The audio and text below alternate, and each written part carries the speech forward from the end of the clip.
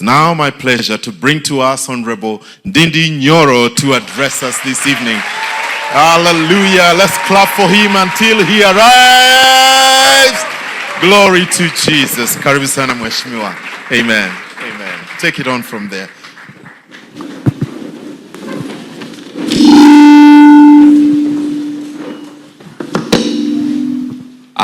Thank you very much, my brother, Reverend Silas Owiti, and the leadership of Christ Center, and all the people who've come today to have this conversation.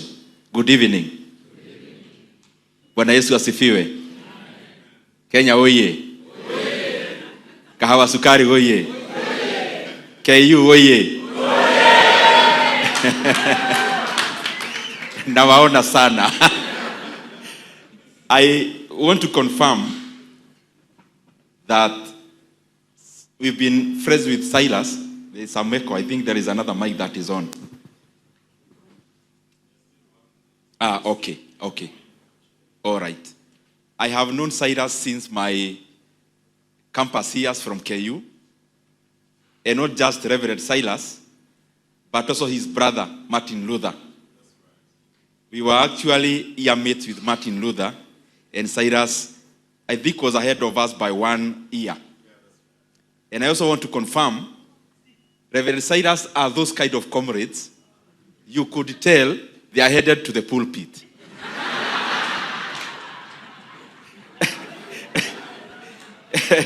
You know, sisi bado tulikuwa mchezo kidogo ya siasa, ya biashara. Lakini Reverend Cyrus walikuwa wale watu too straight to be a comrade. And I could tell you'd be where you are. I mean, it was so evident. Kwa sababu kienda CU, sisi tukiwa pale backbencher, wale wako hapa na mic ni akina Cyrus. Tukipata wageni wa preaching, wenye wana welcome ni akina Reverend Cyrus. And also the brother followed suit, but the brother was also a politician. And he actually was also elected in the student leadership in KU. I am a member of parliament for Kiharu, as you know. And before we get to the money issues that brought me here, allow me to appreciate that I am very grateful to be serving the people of Kenya in that capacity.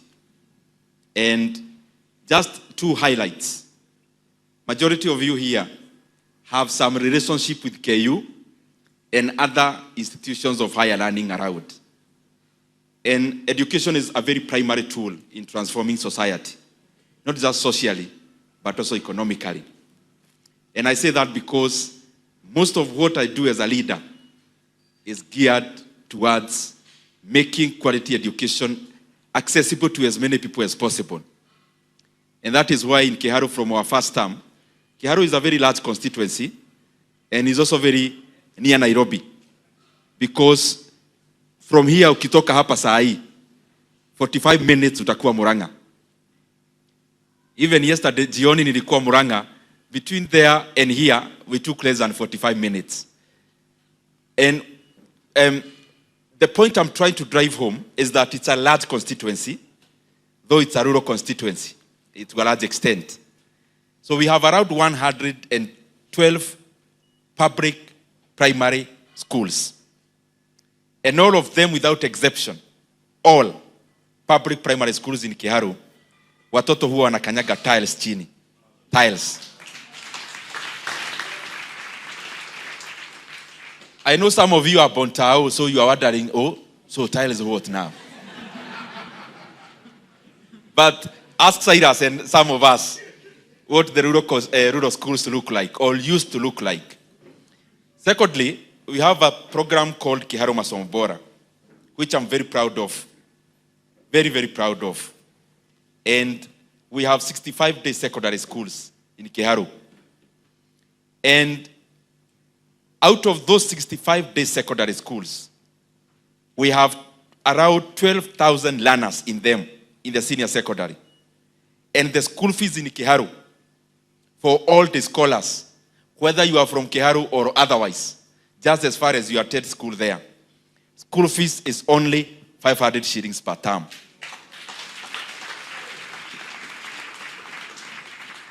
The rest we handle using Kiharu and GCDF and the program itself, including some people who found the program and they came to support us. And they learn us it in school from Monday to Saturday. Bila kulipa extra money. And the last Friday of the month in Kiharu, they actually eat chapati over lunch. And I'm not talking about ile ya kupikwa na machine.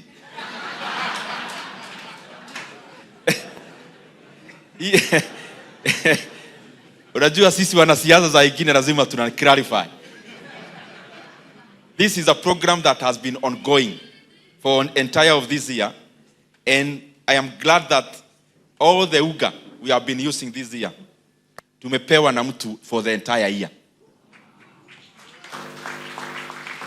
And the coordinator for that program ni huyu jamaa ako hapa anaitwa Richard.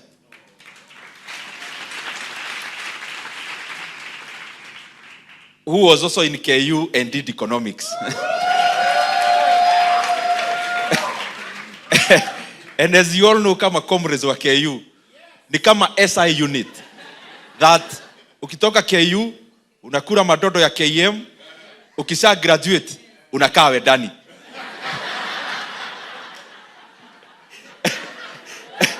So, actually what happened, nyumba nilikuwa nakaa hapa wedani karibu na ACK, without knowing, Richard also akaenda the exact house akakaa huko.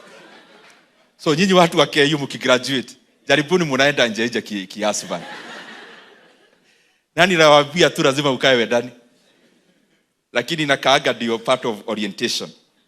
Now, I want to go to the topic of today.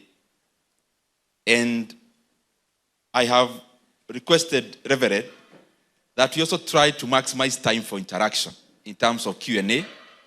And we'll also have a short interview with the Reverend Silas.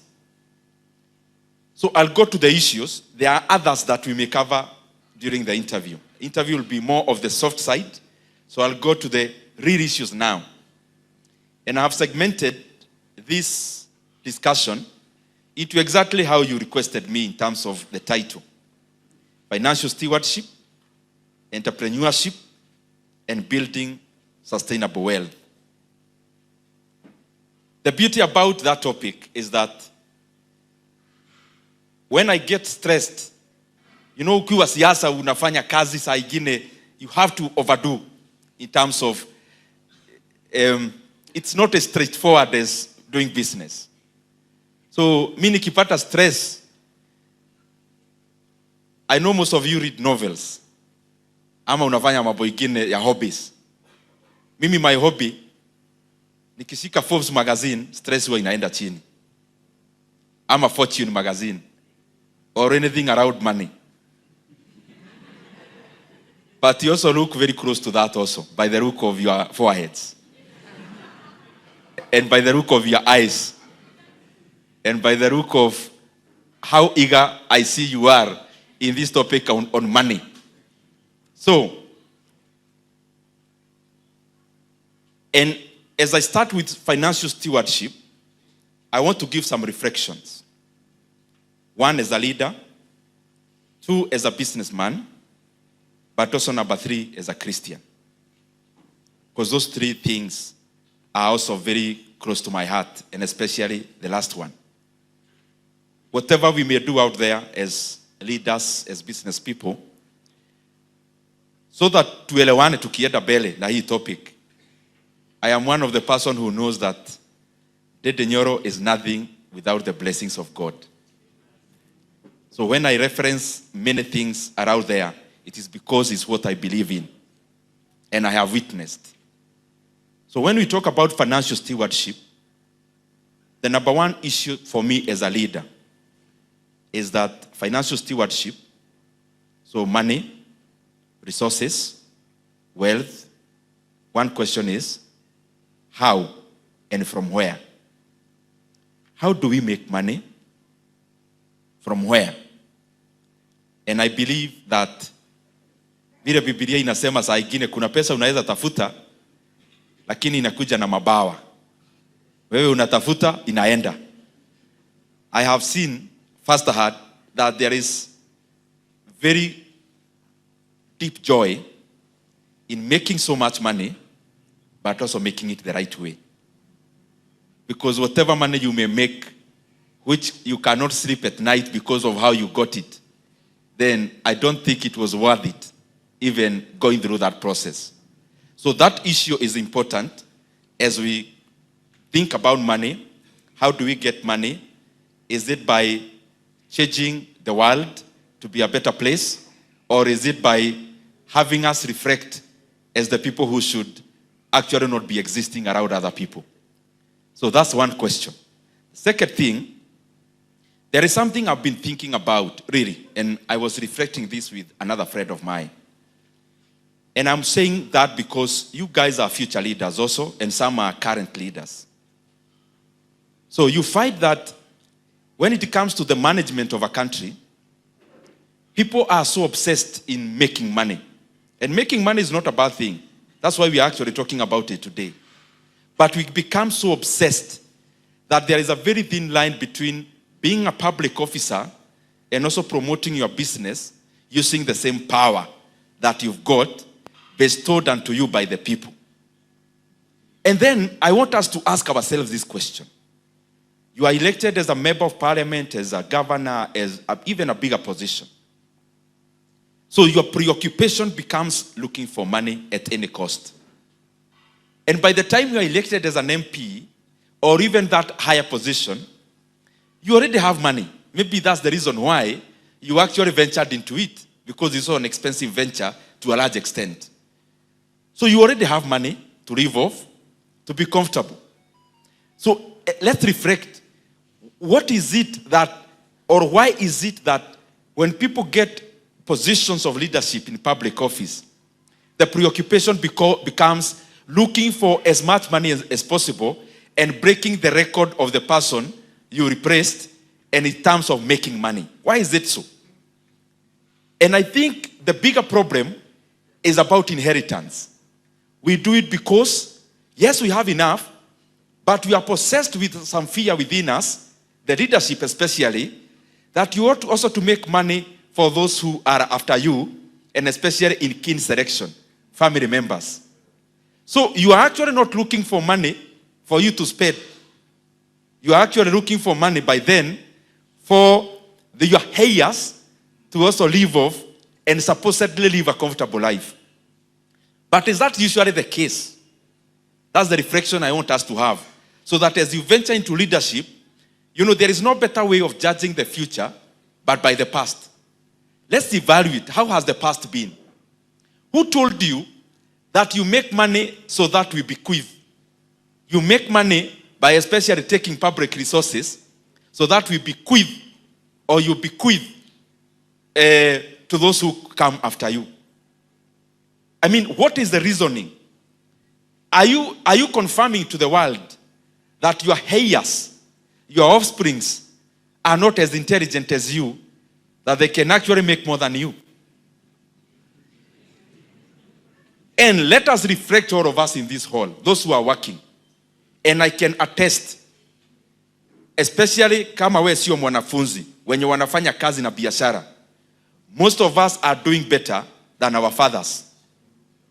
Most of us are doing better than our mothers, economically speaking, financially speaking. It means, for example, my father was a carpenter, living in Kiadutu slums in Thika. Now, even before I ventured into politics, in terms of whatever we owned, most of us, your net worth was already higher than your father's net worth. So it means you have actually surpassed your father. But your father was in a situation where he could not even be obsessed to look for wealth because there was no means to do that. So the point I'm driving home is that we must have a generation, all of us, that believes that the next generation may actually do better than us. So we don't need to steal for them because they'll have more of their own. Let's go back to the Bible. And I can't purport to preach when Reverend is here. Because I don't want to embarrass myself. But because we are Christians here and we are people who also read the Bible, look at the Old Testament, because when you read the Old Testament, and I've read the whole Bible myself, not once. When you read the Old Testament, you realize one thing. Part of what is called blessings is actually wealth. From Abraham, coming all the way, anywhere the name or the word blessing would appear, it actually also meant ng'ombe mingi, kondoo mingi, shamba kubwa. That time was the measure of wealth. So it's not bad to look for wealth, because many times it's actually quintessential to blessings. But let's us zoom in to the people we read, our fathers in the Old Testament. And I'll cite two to represent all others. So we read about Jacob. Jacob was whose son? Yani, Ati? Isaac. Kwa sababu mmesoma what I'm just about to say, I just want us to reflect. Was Jacob a rich man afterwards? He was a very rich man. Si mnakumbuka ile story yake na kuoa na Laban, his father-in-law. You remember that story? And that gets me thinking, sisi wanaume wa siku hizi ni kama hata hatuumii sana tukioa. Wale walikuwa naumia mbaya. Yaani unaambiwa to work for how many years? And then ukienda kumaliza unaambiwa aje? Unaongezwa ingine, si ndio? Now look at it this way, because these are the reflection I want us to have. Jacob ultimately became wealthy. The father, yes, was wealthy. But the wealth we read about Jacob is not more about the inheritance, but much more about, when you read a story where, yes, Laban alikuwa anataka kumpeleka hivi hivi, but the guy was praying. So there is a story about alikuwa analinda ng'ombe less than a mbuzi.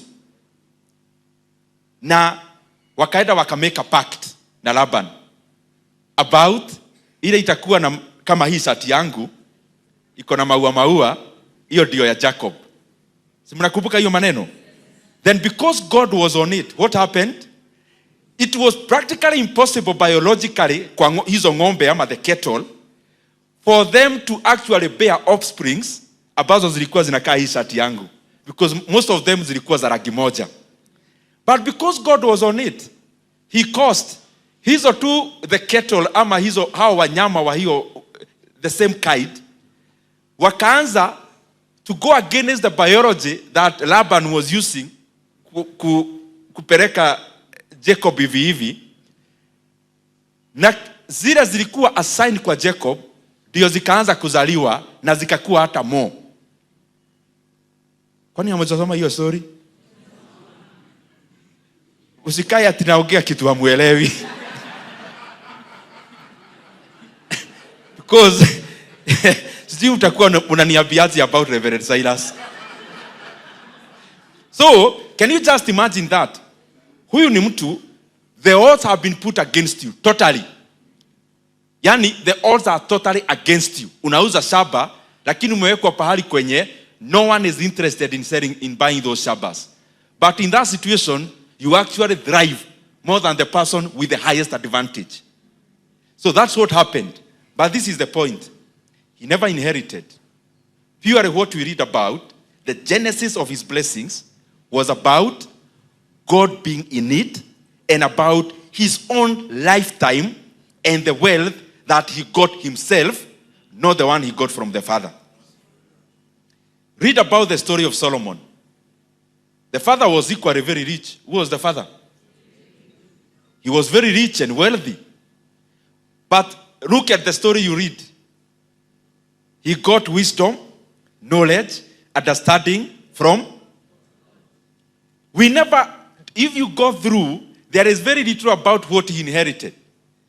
It is about how he became so wealthy, but out of the blessings directed to him, not the ones he tapped from his father. Yes, there was a lineage, but if you look at Solomon and what we read, is about the money he made, not the money he was given by the father. So, I have been reflecting even about our own country. And I don't, because these are families, I will not name names. But try to look at the most prominent politicians who were here in Kenya, who held high positions and clearly took advantage of public resources. Some may actually write very good biographies and autobiographies, which is directed to you as a reader, but not exactly telling the truth. But try to reflect the ones you know. Yes, they accumulated, got so much. Oh, so that the family will live off it. And no one associated with them atapata shida. Some very big family names. In their second generation, they are already in poverty. Yet their fathers accumulated so much out of the public coffers. Some, even without naming names, have been presidents. We see their grandchildren fundraising on social media. What does that tell you? It tells you, do good when you are given a position, because it's not your business to take care of the people who come after you. The same way you get your own blessings, they will also have a direct link to God to get their own blessings. Yes, you can look for money and give inheritance. I'm not dissuading you from that. But it should not be at the expense of you taking money that was meant to build a hospital so that your kin can live off it. That's what I mean. Yes, tufanye kazi kwa bidii, but especially when we get an opportunity to serve in the public office, let's be good stewards of that money. There are two stories as I come to the conclusion of that subtopic. The Singapore we talk about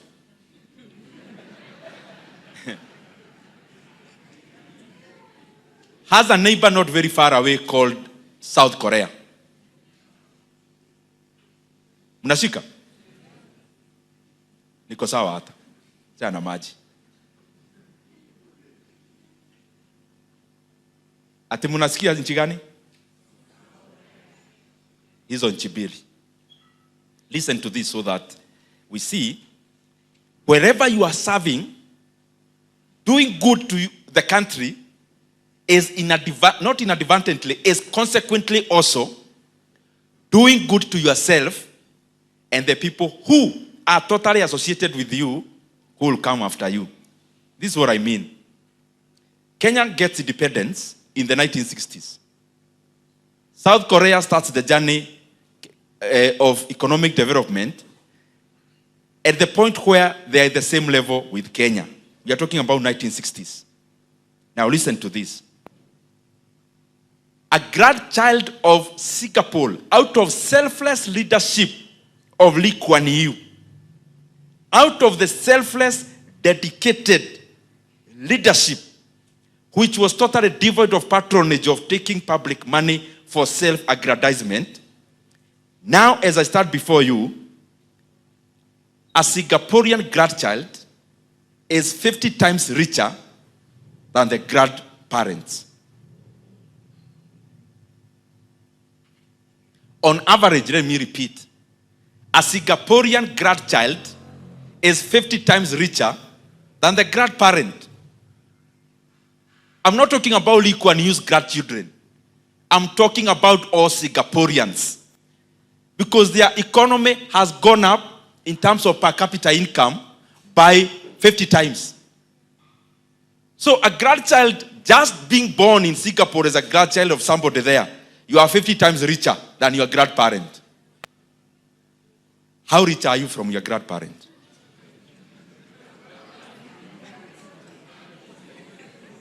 So the point I'm trying for us to interact is this. Lee Kuan Yew did well for Singapore. If you go to Singapore, you'll not be shown farms and big tall buildings associated with him as a person. There is only one house which he owned where he lived, which maybe you can be taken to see. You will not see many things that are associated to him or his family. But consequently, the grandchildren of Lee Kuan Yew are 50 times richer than him, just like all other grandchildren in Singapore. Their GDP per capita, their income per capita is much larger for everyone, not just his children.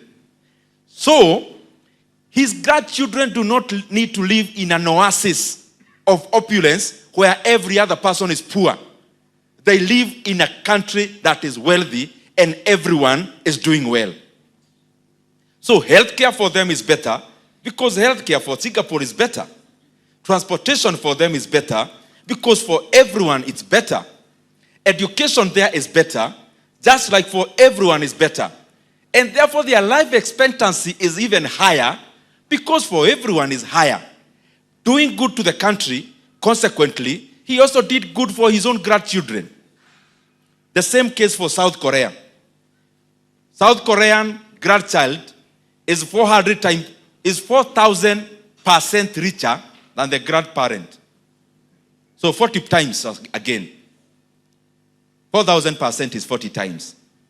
That's a South Korean going about their business, working for Samsung, working for Hyundai, doing their business, doing whatever they are doing. A grandchild is 40 times richer than the grandparent. Not an oasis of General Park, who did very well for the economy, but everyone in South Korea. So the grandchildren do not need to live in a place where they have built high fences. Every other person is like them, 40 times richer than the last generation. So we must cultivate ourselves, all of us in this hall, wherever we are serving. You are an engineer somewhere. You are building your 27th flat in this Nairobi. Who are you building for? Yes, continue building if you are building it the right way. But you are an engineer. Your father never needed to be an engineer for you to be one. So your son can be governor, which is even higher than the engineer you are, for example. So what I mean is, we don't need to be obsessed by accumulating ati tunaaccumulatea watu wengine. Accumulate, yes, in the way through production as you work. But you don't need to kupita na hii speaker, na hii microphone, hata hii maua unapita nayo. At you are accumulating. For who? The people you are accumulating for will not even have the speaker. They will own the company that produces the speakers.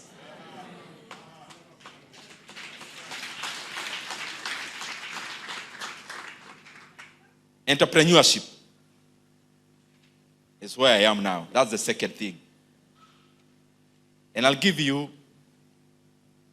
a short story. A short story of mtu fulani akagraduate hapa KU. Mnajua KUCC? Akafanya graduation bash hapo KUCC. Because alikuwa amepata tu pesa. Unajua alikuwa student leader, anafanya biashara. So akona tu pesa ya kufanya graduation bash KUCC. So the parents came. Vile tunafanya graduation, kila mtu anatoka shags na mna course jam hapa hivi Thika Road. So parents wakaenda hapo KUCC to celebrate the graduation of their son. Then the son takes up the mic and tells the parents and the friends, "You go pray for me not to get a job. Mkienda nyumbani muniombee sana ndio nisipate kazi." I'm talking about myself. When I graduated hapa KU, maadhe wakakam hapo. Najua parents wanajifungulia mapema kule shags. Na wakuja na marafiki. Na unajua graduation inakuanga kama Thursday, Friday hivi. So that hiyo Sunday, pia your mother aende church. Seme, I just came from Nairobi.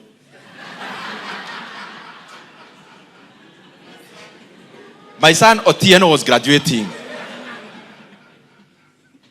He's now an engineer. So, they come, ati your mother anataka aende church Sunday kusema, kijana yake aligraduate. Na ana time, within a few months, bado ataenda chama, aseme, you know my son Cyrus now is an engineer with Safaricom. There's no parent mwenye hapendi hiyo. My daughter works with the Equity Bank. He's now working with Microsoft. My son is now working with Meta. Atajua hata Meta ni nini. Facha Facebook. Ndio aulizwe Meta nini, aseme, you know the owners of Facebook. That's where my son works. Si kila mtu anapenda hiyo. Mimi nikafanya hesabu nikaona nilikuwa na goals mbili. Moja ni kutajirika. Ya pili ni siasa. Okay, ya pili is to be a leader. I'm just trying to be diplomatic. To be diplomatic. So, wazazi wakakamu. Mimi nikawaambia, unajua ukigraduate you are the chief guest. Watu wengine wakiongea, tumesomesha Wafula na shida mingi sana. Hata high school mnajua aliachwa na fees balance kubwa. Vile hata baba yake alifutwa kazi, mzigo ikakuwa yangu kama mama yake.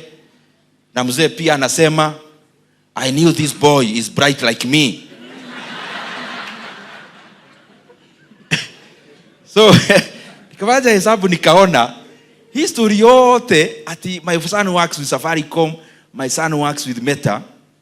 Nikaanza kujiuliza, hii Meta, mwele ya nyanza, wazazi wake wanasemaga nini? Why can't we elevate this discussion there? Instead of works there, we elevate it. Owns.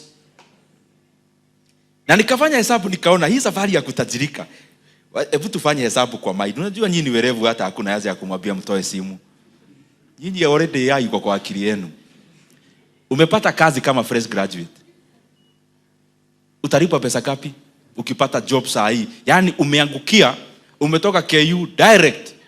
Umekuwa branch manager wa bank hii ya Unicity. Utalipa pesa ngapi? How much? Yeah? Gapi? Pana manager. Sisemi, nasema yani umeangukia. Yani wewe unatoka tu hivi kama fresh graduate umekuwa branch manager. Mpaka classmates wanakuja wanauliza, kwani nimepotea? Wakikupata ati wanaambiwa head office ya manager, wanapata ni grievance. Wanamuuliza, grievance unafagia hapa ama ni nini? Unawaambia, no, I'm the manager. So ukiwa manager ni pesa ngapi? Tuseme 200, sio? 200. Tuseme hata hujaelevate maisha sana, unakaa hapa tu around. Kwenye tu tulikaa after KU, unakaa KM ama hapa? Everyone starts there, even me. Tulianza hapo sisi wote. Haya. So hujaanza kujifanya manager ati unahamahama. Bado unalive kama comrade, si ndio? So unalipa rent ya how much? Yeah? Unalipa 70 kwani aje? Yaani nyinyi comrade wa siku hizi mnalipa rent ya 70k. Hiyo ilikuwa rent yetu sijui ya hori ama ni nini. So let's say tuseme unalipa mshahara ya 200,000. Okay, let's be honest with each other. Una matarajio nyumbani, utume kitu because anyway umepata job bank. So hauna option na hauna reasons ya kusema sijui nini. You are the branch manager. So unasaidia your sister kidogo, home kidogo, unalipa rent, unakula, juu si lazima ukule lunch kama manager. Tuseme hata hujanunua gari, bado unajikaza tu ile kikomrade. So tuseme una save a whooping 100,000. Una save yote ya 100,000 every month. una save 100k. So mwaka hiyo ni pesa ngapi? 1.2 million. Miaka 10 hiyo ni pesa ngapi? 12. Mtu hu graduate akiwa miaka ngapi? 24. Na wenye wali repeat class 8, 25.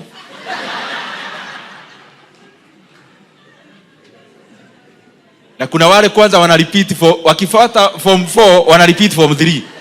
So huyo na graduate at 26. I can see you here. We see you. So haya, miaka 10 uko how old? Na uko na pesa gapi? Haya, after 15 years, hiyo ni pesa gapi? Hebu fanya, hiyo inahitaji simu. Sidhani AI imefika hapo. 15 years, utakuwa umesave how much? Kuna kitu inaitwa ceteris paribus. Holding all other factors constant. So usiseme ati mshahara inaongezewa, tunajua. Lakini vile unaongezewa hata value ya pesa inapotea. Si unajua inflation. So tumelock time. Tumelock time because ukiongezewa mshahara hata rent ishaenda juu. So umesave how much after 15 years? 18, si ndio? Ama ni 15? 18. So uko how old? 40, sio? So umesave 18 million. Sasa hata ndio unatokea kwa raia sasa, juu you've been working ndio unatokea kuuliza huku kunaendaga aje sasa. You've been working all through. So ukitokea na ka briefcase yako ya 18 million, very rich, you are 40. Sio? Sasa ukuje kutafuta proti. Uende hapa kwa sukari, proti ni pesa gapi? Kuota hapa kwa sukari ni how much? 14, 15, si ndio? Hiyo ni poa juu utabaki na 3 million So kwa hiyo pesa hujanunua gari I hope unajua hivyo. Yaani wewe ni wale watu walikuwa kama sisi, watu wa kusave pesa mpaka sijui namna gani. So you have a protein kawa sukari na umenunua gari ya 3 million. Na pesa imeisha. Sasa tuko hapo na uko 40. So tuanza now from there. So kwanza ulikaza hata kuoa.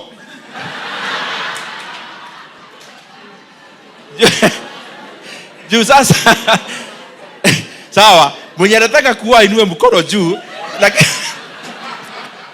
lakini saving yake tuiondoe 100k tuipeleke 50.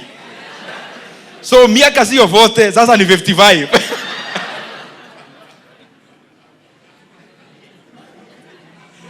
Sawa.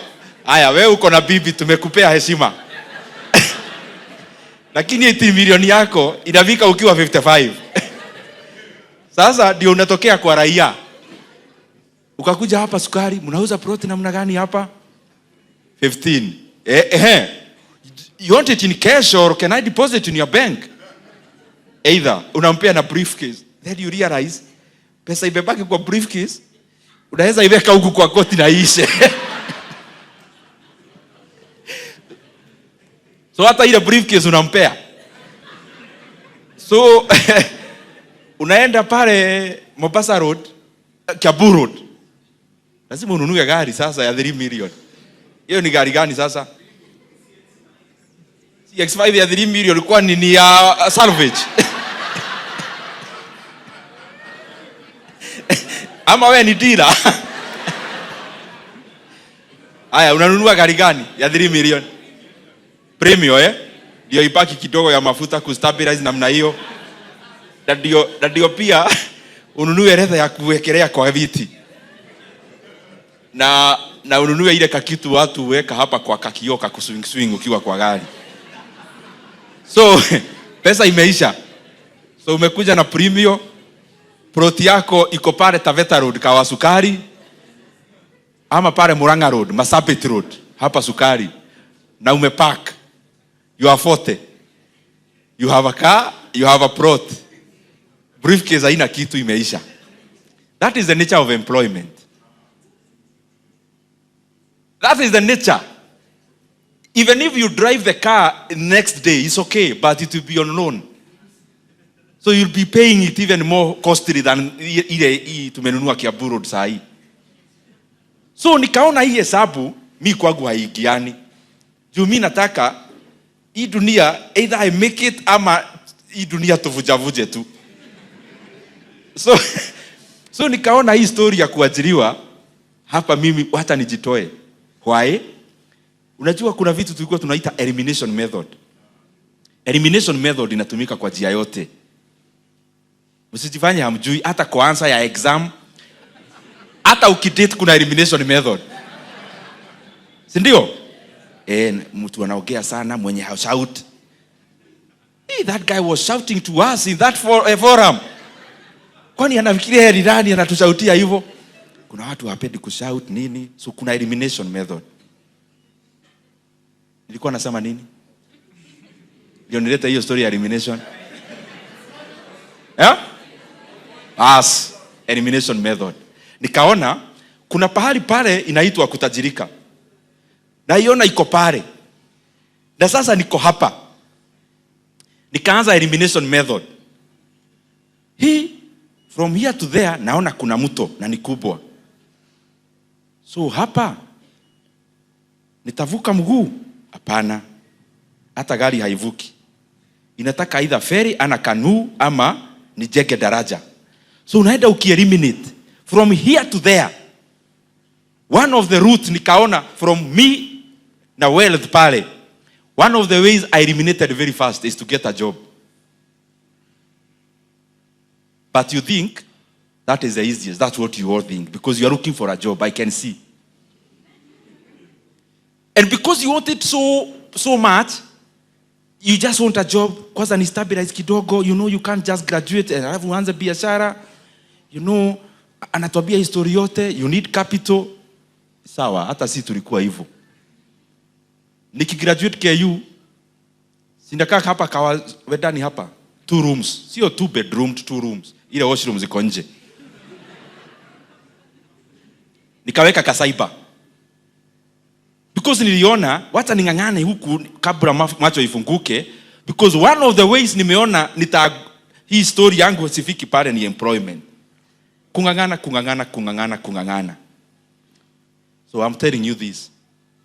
If you have an ambition to get wealthy and you still have an ambition to get rich, to get a job, you are confused.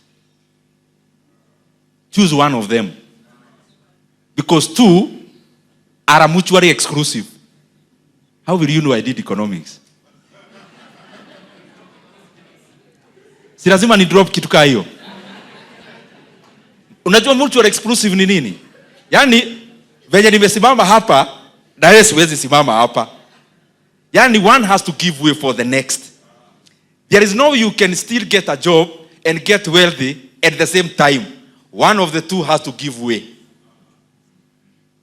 What you do with that information is up to you. So, si ati ni hizi, niliumia sana. Juu unaona, jamaa mlikuwa naye amepata job PWC. John amepata job Equity. Mary, classmate wako mwenye alikuwa kwanza ni wewe unamuonyesha statistics. Amepata kazi Kenya National Bureau of Statistics. Sasa unashangaa kama ni mimi nilikuwa namuonyesha statistics na amepata kazi Kenya National Bureau of Statistics. Si hii Kenya Bureau of Statistics ikuwe yangu basi. So unakaa kila mtu darasa yenu. Mnapatana, huyu ana drive, this one became a teacher, this one is a lecturer in a private college. They are driving. Unagoja math. Those temporal wins must never confuse you. Those temporal wins. Temporal, they have temporal. Because ukianza biashara ni kama kutafuta spring. Wewe, kwetu tunasema oraruti ya diti. Yani, unaona venye tunasemanga, on your marks, get set. Have you ever asked yourself, bona hatuambiagi on your marks kama tumekaa hivi? Kila time lazima ukae hivi. Si unatafuta nguvu ya kukupush mbele. So hizo tumashida unapata hapo ukitafuta job na usha graduate na haipatikani is the same. Hiyo ya on to your marks. Unatafuta nguvu huwa inakurusha. Mwenye alikuwa anakuambia mafanya job bank nini, kwanza unaendaga hiyo bank ya your classmate after mambo imekuwa sawa, unamwambia hebu niangalilie balance.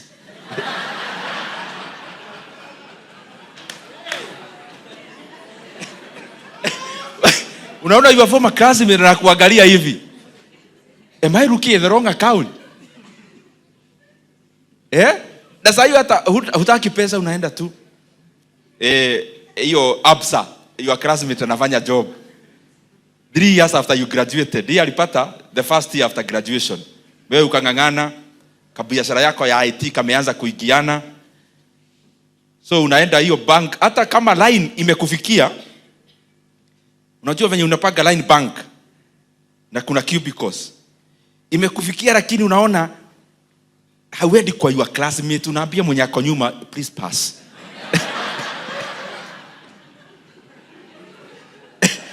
Unaenda, hey, habari gani? Oh, you got a job here? I just wanted to check my balance. Then anashangaa, what's up? So what am I trying to say? Getting a job and getting wealthy, those are two parallel statements. Choose one, not both. They are parallel. Haya. Then what do you look at? I just give a few points. Sasa sitakuwa na story mingi. Unajua hizi story ndio pia tukiwa comrade zilifanya tupate kura, so ungeenda tu naambia comrade power, please vote for me. Ulikuwa unaanza hivi, yeah, we just need to press the admin. We want mess. Chakula ikuwe inajaa vizuri na tunalipa pesa kidogo. So msinilaumu hizi tu story mingi. So ukifanya hiyo story nimesema, kitu ya kwanza, interest yako ni nini? Ni hiyo. You know me, I was born an artist. Me, I am just born an actor. I'm very good in this. Sawa, tumekubali mtu wangu. But history ya biashara differentiate between interests, hobbies and commerciability. Those 3 things. You rarely get money, make money out of your hobby. Rarely. You rarely make money out of your hobby. So hobby yako ni yako. Wewe sasa tumesikia uko na hobby na tunaheshimu. Lakini sasa fanya hesabu. Whatever you are selling, if it's not commercialable, so to say, if you cannot make it a product for people to see value in paying you, to give you it, then wewe weka hiyo hobby kado, sasa tafuta biashara.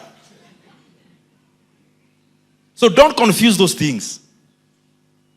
Yes, we love and doing what we love, you know, okay, fine. Even me. Everyone. But hapa kwa biashara, money is not subjective, money is objective. Money does not listen to the heart, money listens to the mind. So engage your mind on the business you want to do. Can I commercialize this product?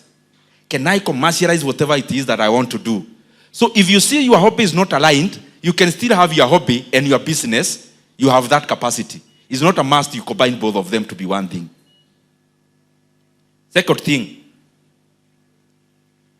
whatever business mi nataka kuanza, can I scale it? Naweza ikuza?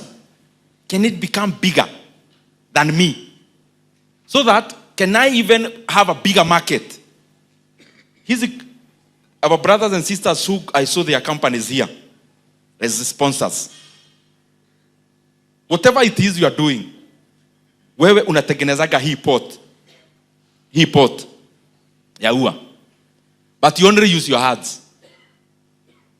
So the only way to scale it is to employ more hands. Okay, it's a good business, it's fine because we need pots. But see whether you can actually make so much money out of it.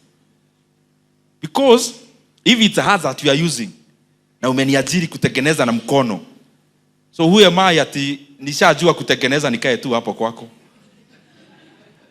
Nitaweka tu hapo kado ya kwako na mimi nianze biashara yangu. Because there's no scalability.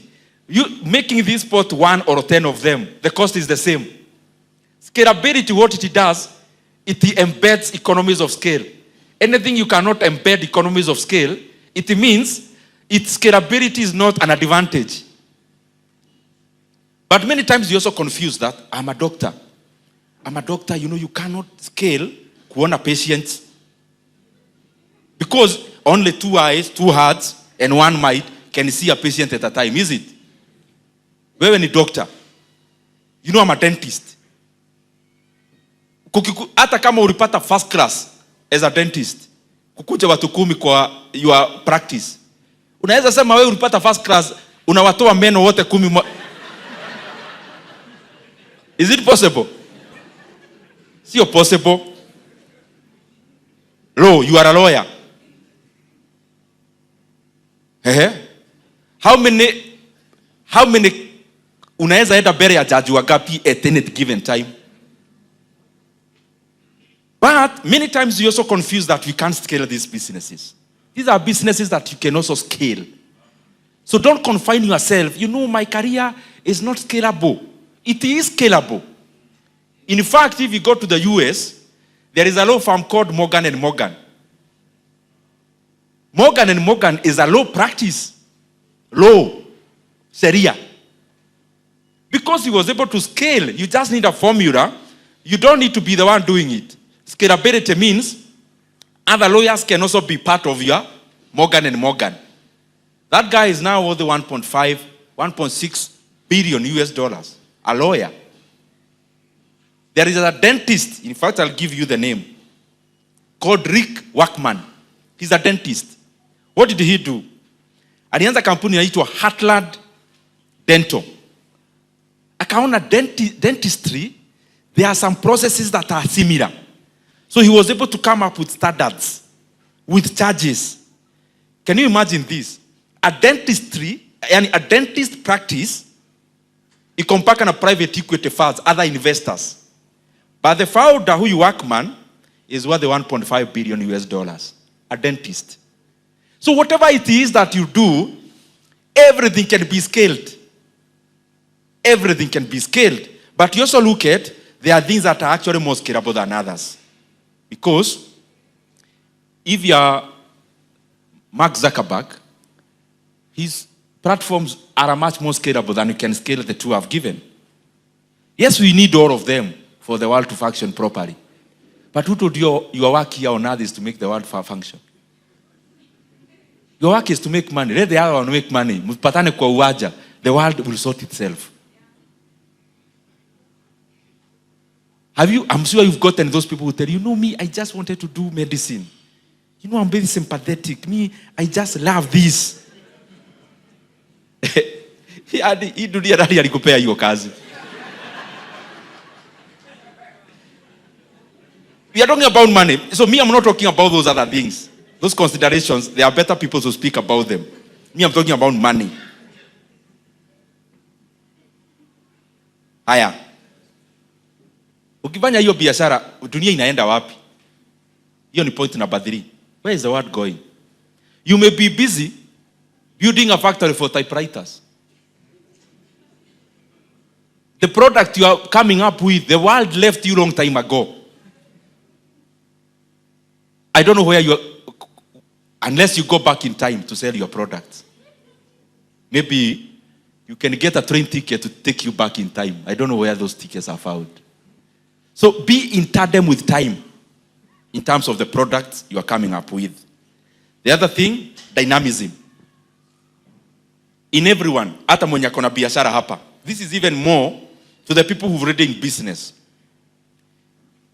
Businesses are always dynamic. You'll be surprised. The big companies are no longer manufacturing or offering the services they were offering when they got started. Unless you are a food company like Coca-Cola. Food never have a lot of variations. A lot of technology is in the process, not the product. Coca-Cola hiyo ya kitambo yenye Maguka was taking is the same way I'm taking. Food industry is okay. Let's reserve it. All the others, you realize companies, you know a company called Nokia still exists. I know you don't think so. Because you just thought Nokia is about phones. Nokia is making a lot of profit nowadays. But you actually don't even know what they do. Because it's so technical. You don't even care. Their clients is not me and you. Their client is Safaricom, Airtel and the rest. What they do, tusiende hapo, tutachoka mapema na nasikia kuna chai after this. If you look at a company like Equity, wakijua Equity, walikuwa wanaenda, wanakaa hapo kwa queue. Nowadays, when is the last time you were in a bank? You don't even remember. It's not that you don't have a bank account. This is your bank. Do you know Safaricom revenues? If you study their financial statements, Safaricom tulikuwa tunajua ni ya habari, hello. Then, after that, SMS. Check their revenues. How much money is coming from your phone call and from SMSs? The company metamorphosized. That business you are in can get the same trajectory. This is what happens in business. If you look at the Forbes list, majority of the top 20 is first generation money. First generation money meaning new products. The world, by the way, I think, Cyrus, you did very well to invite me today. No wonder the other prior dates never worked. Because I'm coming here today to speak to you about money when the world has set a history today of having the first trillionaire ever, called Elon Musk. Tumpigie makofi hata kama. Sisemi 1 trillion ya Kenya. You know, naweza anza kusema trillion ufikiria na mambo ya national debt.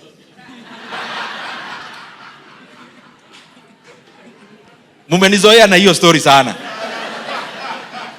Hata hamuskini nini, nasema Elon Musk na nyinyi mnafikiria naongea mambo ya national debt.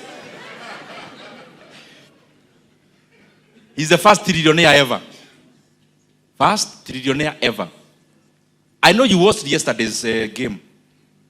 And I know majority of you were from Mexico. I know. Me, I was for South Africa because Africa is always our business. But Elon Musk was born in South Africa. Can you imagine that? Out of a South African father and a Canadian mother. Went to the US today. First trillionaire ever. Si pesa ya Kenya. Ukitaka ikuwe ya Kenya weka times 130. Meaning 1% of his money can pay the entire deficit in our budget. Ikuwe sasa Kenya, hii budget ya sahi hatukopi. 1%, I mean, umeenda shop na mia, na ongea mambo ya hiyo shilingi moja tu ndio ikuwe 99. So it's scratching the surface. Look at his businesses.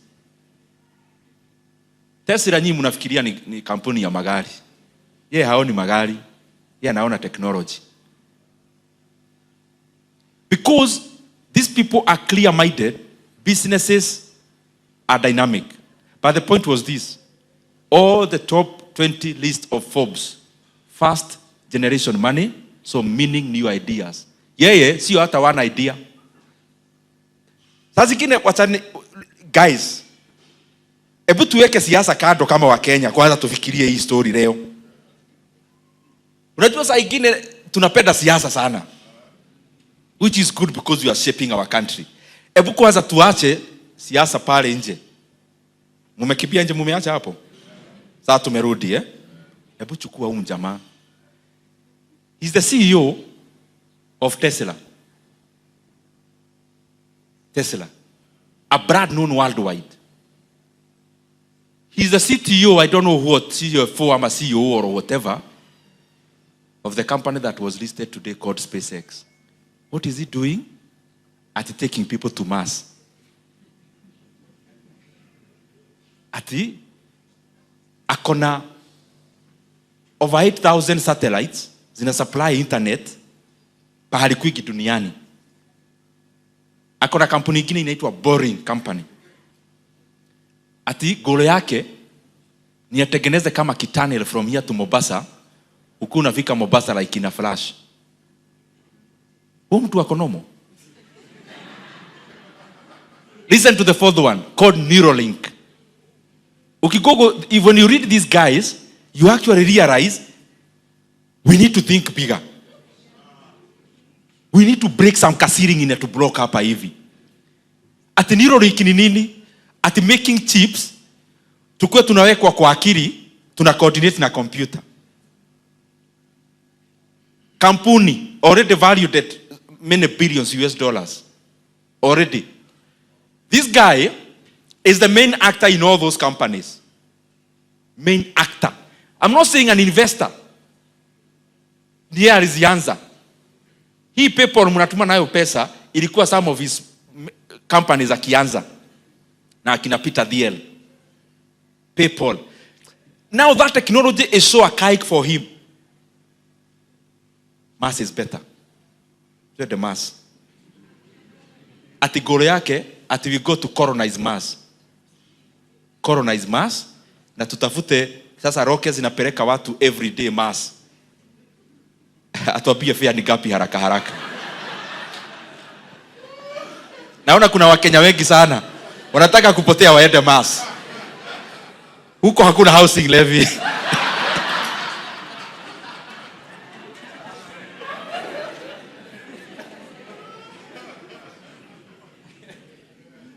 So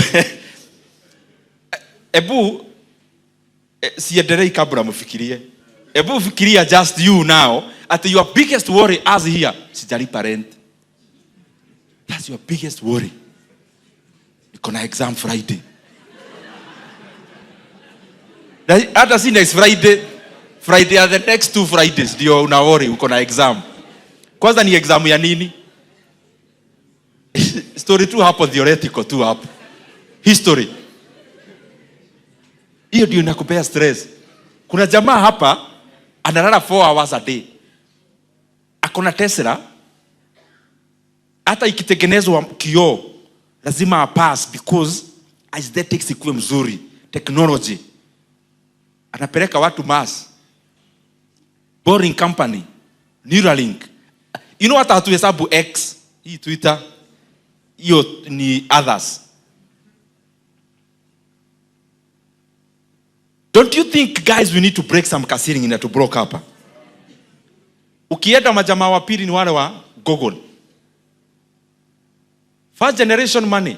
Meaning, hii kitu 30 years ago, Google ilikuwa wapi? There was nothing. Jamaa 2 came up. Now, number 2 and 3 ni hao. Jamaa mwingine anaitwa Larry Page. Kama hata hatujajua computer ni nini, ako kwa ma softwares. Kampuni mingi tunatumia huku, hata university, bank, stock broking, Oracle. So, at least huyo, na wote sijui ni nini wako na kakichwa ngumu kiasi. Kama huyo amenunua a whole island. Hawaii. Si Juba. Island. So ati huko ndio nyumbani. Sani yake ndiye alikuwa ananunua, walikuwa wana bid to buy Warner Brothers pamoja na Netflix because the son is the owner of Paramount. When I think about those things, ladies and gentlemen, I actually also think we need to change some thinking. As we also push our leaders to do their best in politics, we also devote a lot of time in thinking about things. Unaendelea hapo, Yule mtu unapata mzee ni Warren Buffett. Yeye ni investments. Lakini si ya inheritance first generation. Hiyo inakwambia about versatility ya biashara. The reason why most of the richest people on Forbes list are a first generation, it tells you zile ideas za kitabu haziko hapo. It means there is something called constructive destruction. Najua hamuandiki notes, lakini andikeni hiyo, unaweza tisha mtu nayo. Constructive destruction. There is a technology that comes to disrupt so much, inaondoa vitu analog, inaipeleka bali, inazirusha. Because this other one is more superior, even for us as human beings. Take for example time to remove from analog TV to digital. Tukaleta shida. ICT minister then was Matiang'i. Kasema hapana, lazima tuende digital. Tukasema hapana, sisi hatuendi. Do you see sometimes the things we resist? Sasa juu tulikuwa tunakataa analog, si uende ununue TV analog basi. Watch nayo leo bolo ya leo ya US. Utakuwa unaona mchezaji pale anakaa hii maua. You don't recognize hawa ni wa US na hawa ni hawa wengine by the color. Unaona moja inakaa maua, lakini hii ingine inakaa bump ya barabara.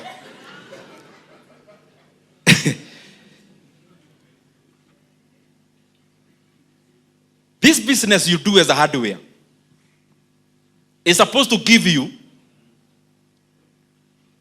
in-depth knowledge about the products you deal with. It's not supposed to for you to remain there as a hardware. It is supposed to give you some insights so that you do backward, forward, vertical, horizontal integration. Ulianza hardware 20 years ago. Na ni hiyo tu hardware. It means beyond money, you are not learning much. So, do something around the things you deal with. The knowledge you've gained is so important. It should be making you more money. Unaona Safaricom wenye wanafanya? Wanaona tunaenda sasa hatutumii kucall sana, ndio hiyo M-Pesa. M-Pesa inaenda. Tukienda hivi sijui lipa na M-Pesa. Ikienda hivyo tena, sasa watakuja I'm sure next ni kutap. Kama bado haiko, itakuwa naenda super.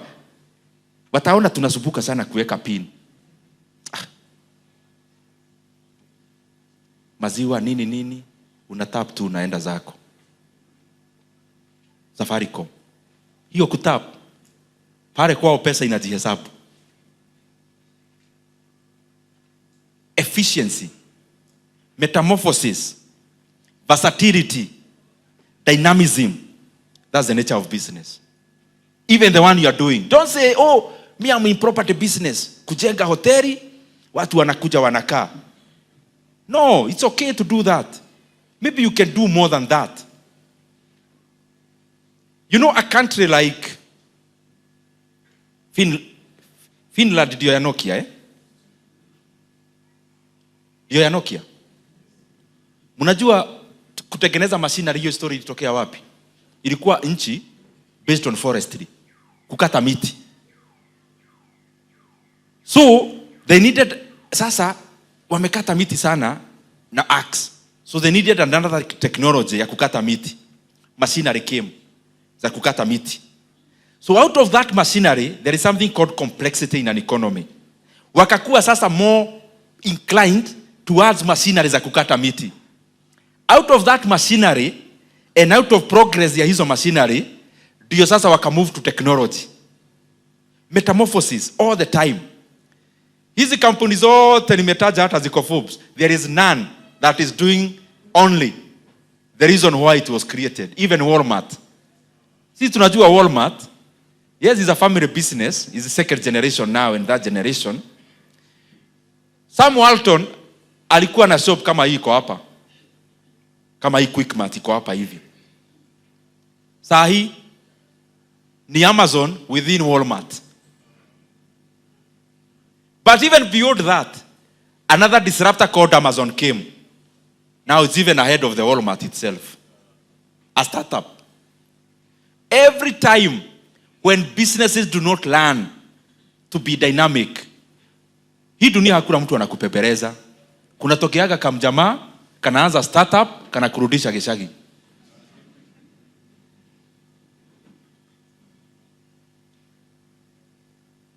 Building sustainable wealth. Sasa hiyo, that's the last subtopic. So, what is the space of active and passive business or investment? We need money to make money. Can you just think about that paradox? Ati mtu anakwambia ati you need money to make money. Where will I get the money to make the money? You know that story of a chicken and an egg? So unauliza mtu, how can I invest? By investing money. Where do I get the money? You get money when you have money. So where do I get this money that makes the money? So of course all the time we start with active. That's the money that makes the money. You can't just wake up and say, mimi naanza investments leo. Okay, so what are you investing? You need to be active to at least make the money to make the money. Higher. That is what I was talking about entrepreneurship hapo juu. So Miss Rudi. So passive. The beauty about investments, hii ni kitu naonaga tuko na a lot of advantage. Me, I don't even need to know. Hizo stories zote za SpaceX. Acha jamaa mwingine aende apate headache. Launch rockets, zingine zina bust. Launch zingine ana make loss. Mimi nakutegea tu hapa kwa investment. Nawekelea tu hapo. SpaceX hata nikiwa na share bili, mimi nisiniona wa SpaceX. Na mimi I don't need to atikuji stress. Uko na share ya Kenyan. Na the last time ulifanya hydro, hizo vitu za hydro ni ukiwa high school venye tunaendaga trips kuona hydro dams. That's the best engineering you have. But uko na share ya Kenyan. Wacha jamaa mwingine ajisort. Uko na share za Equity. Non-performing loans, kuna watu hawalipi loans. Tunataka kwenda Kongo na hata huko tunasikia kuna Ebola. Fine. Let somebody else do that work. Wewe unaenda hapa NSC, wewe unawekelea. That is one thing I like about investments. That it gives you an opportunity to share in the success of the genius of others. Elon Musk wacha yeye amuke saa 9. Afikiria vile Tesla itakuwa sijui cheap ama nini. Wewe amuka saa 2 nunua shares zake. Yes, baby atakuwa mrich kukuliko, lakini hata kuacha sana. Kukiitwa mikutano mtakuwa mnakaa tu. Hata kama uko stand row, mtakuwa in the same hall. So beyond the founder, beyond the active, the opportunity to invest in other people's hard work, ingenuity, genius is the most profound thing that I love about investments. And that is the reason why in this forum I will not talk to you about investing land, shamba. Because what have you done about the land? Unless you show me one factory that is manufacturing land, then I will take you serious. Uniambie kuna kampuni imewekwa sio Kimau, kazi yake inatengeneza shamba. Lakini kama tu ni hii iliubwa na tukaipata. So what have you done to it?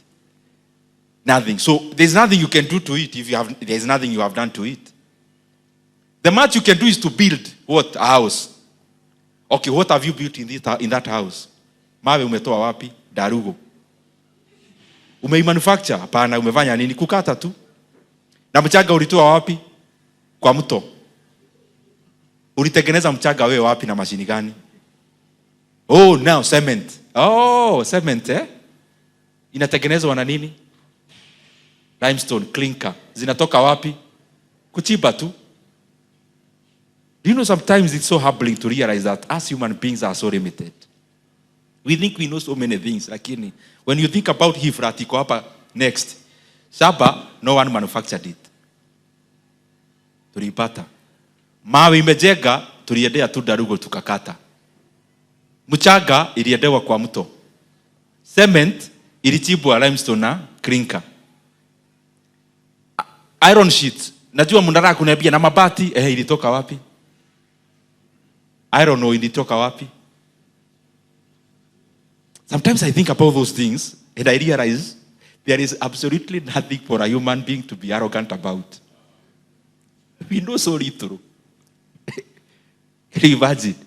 Hiyo miaka yote tumeishi, hakuna mtu hivi moja amejua to manufacture just one brick. The much we do ni kumix vitu ama kukata. Kwa mjengo mzima ile nyumba yako unaishi. Everything in that house. Spoon. Hiyo ni nini? Ilitoka wapi? Carpet. Guo. Cotton. Cotton ni nini? Do you realize everything in your house is only two things? Either a plant or a mineral. Mineral mafuta ikiwa hapo. Can you try to check in your entire existence, in your office and in your house? Is either something that you can trace to a plant or something you can trace into a mineral? Anyway, those are besides the point. Nilikuwa tunataka hiyo ikuwe break. Because I realized the other things zilikuwa zinawakalia kidogo. Kwanza hapo kwa Niro ikiwekwa kitu hapa niliona hiyo story hamtaki. So investments. That's why I'm not talking about land. I'm neither talking about buying government boards and bills. And I'm not talking about fixing money in the bank. Because what's that? That is the basic level of thinking. That's the lowest as an investor. Yani, wakati mwenye, you don't want your brain to get tired at all. Those are the options you take. You don't need to think, I'm guaranteed. I'm buying a government board. Kabla government default, hata Kenya maybe haitakuwa. So mimi sitaki kujisumbua akili, chukueni hii milioni yangu, si ati mnanipea 12%, ni sawa. We must think beyond the ordinary. Even what I'm telling you is not very extraordinary. Niko tu hapa hivi, but at least ni better. Shares, investing in companies. Me, that's what I really advocate for. Next time, in a seminar like this, you can call sasa wale watu wa fixing, na boards, na treasury bills, and I promise I'll not come to disrupt them. Because I'm sharing my opinion. Why? Because as I said, what is a company? Capital, technology, entrepreneurship. Nowadays those are the major ones. So mnakumbuka tukisoma business kwa high school tulikuwa tunazita what of business? Factors of business. Land, labor, capital. The fourth one, entrepreneurship. I am hoping our syllabus changed. I hope you are not teaching high school at hizo dizo factors of production. Which lad is Zuckerberg using? Which lad is a factor of production? So, the reason I see investing in a business is something profound. I'm investing in capital that is already deployed and has proven to be working. I am investing in technology which does not need to be through my head. Hata physics hukupita vizuri. Meaning it's a story ya technology, wewe hauko. An opportunity is provided to you to invest in the highest level of physics. Somebody else is anasumbuka akili huko. entrepreneurship. Maybe, I don't know whether there are those kind of people. Maybe you console yourself. Yes, he talked about not getting a job, but who will end up working in this company? You know the way we rationalize in this kind of a talk. Yes, aliongea vizuri, lakini hizi kampuni nani atafanya kazi? Hiyo kazi nani alikupea? So what I'm saying is, if you console yourself that way, then an opportunity is given to you to invest in other people's entrepreneurship mind through investing in a business. Those three things to me are very important. Capital has been proven to be working. Because by the time you're investing in a company that is a going concern, by the time you have one Safaricom, there are other 6 Safaricoms that collapsed, which you never came to know. By the time you are having one Tesla, like BYD, the one for China, BYD is a winner in the electric vehicles in China. Tens of BYDs in quotes collapsed for BYD to be what it is. Because it was a race of competition. So, investment gives you an opportunity not to lose your money in the other BYDs that collapsed, because you just go to the BYD that worked. And then, it eliminates from you the founders who were frivolous. This founder started yake ikazama, huyu wakaanza yake haikuwa na soko, huyu wakaanza akakula pesa. The market sorted that for you. Eliminated all that, presented to you the BYD that worked. That is why I invest in companies. Then you do research, because there are many that are listed. Just imagine how profoundly advantageous this is. Unapewa opportunity. By the time unaanza weka hardware hapa inaendelea vizuri hapa, kuna watu kama 10 umeweka wakifunga. By the time unaweka biashara ya kuuza miti pale bypass, pale Kamakis, kuna watu wameuza miti hapo ikakauka wakaenda. You has worked. So dunia eliminate hizo zote, imekupresentia the ideas that worked. And even within those, because you are the investor, bado uko na maringo. Okay, kuna 60 companies listed in the NSC.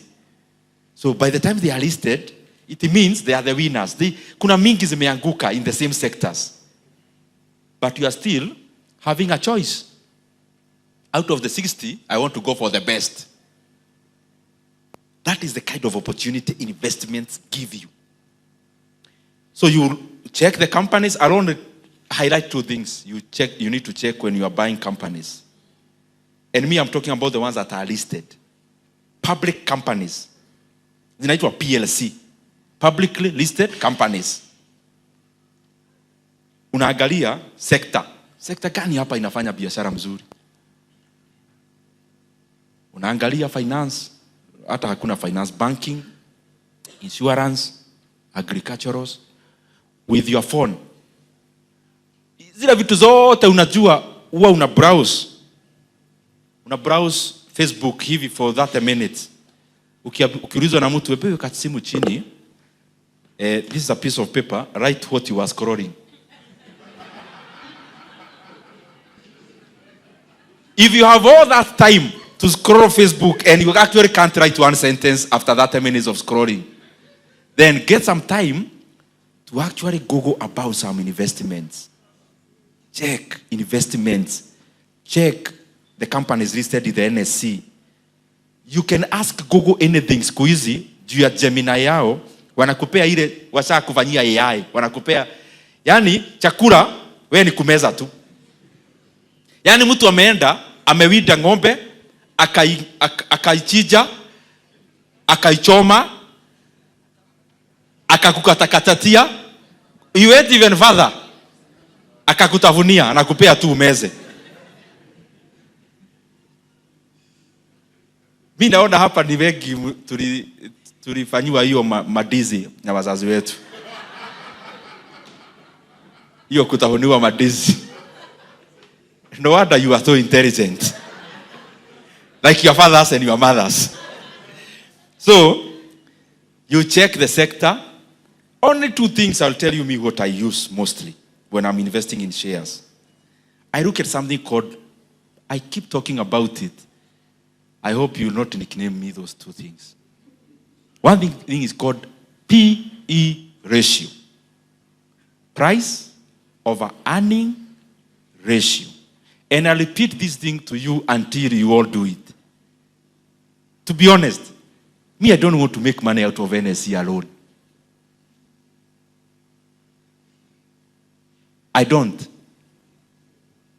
And I'm honest and I'm serious. I don't want to make money out of the Nairobi Securities Exchange alone. Because there are opportunities of hugely undervalued companies. Companies that you are buying for a fraction of what it's worth is. So PE ratio measures what? If you bought this flat, it go up next. It was even 100 million. And that flat has 10 million in rent per year. How long will it take you to recover your money? 10 years is the PE ratio. PE ratio measures periods. How long will it take you to recover your money using the previous net profit? How long would it take you? Yani huongezi rent na umefunga nyumba na hata kama haikuwa na watu wawili wameoccupy, hata hizo nyumba hukodeshi. So the last previous rent ndio unatumia to gauge how long. So the last previous profit of the company. Ebu toeni simu.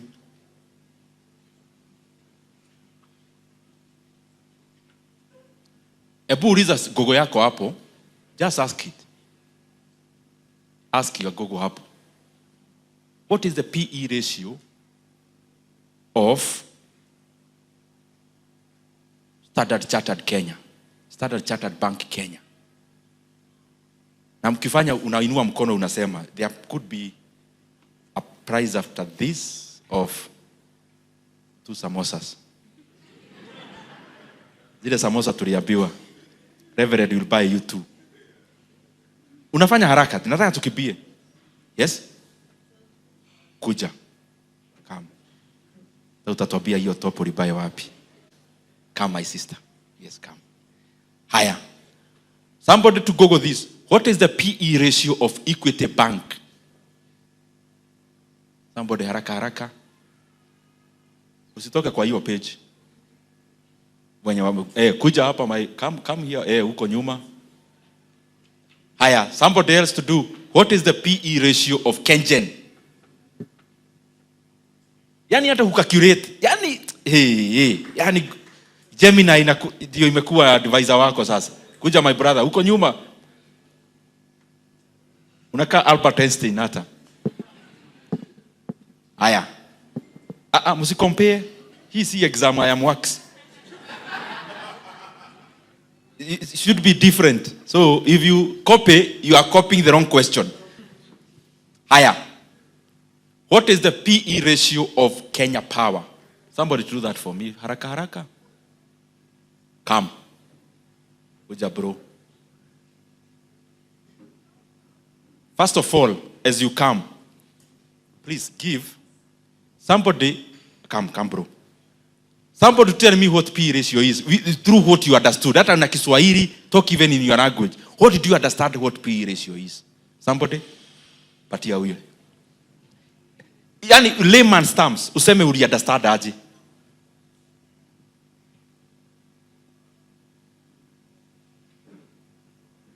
Yes. Huyu anajua hata kuwasha mic.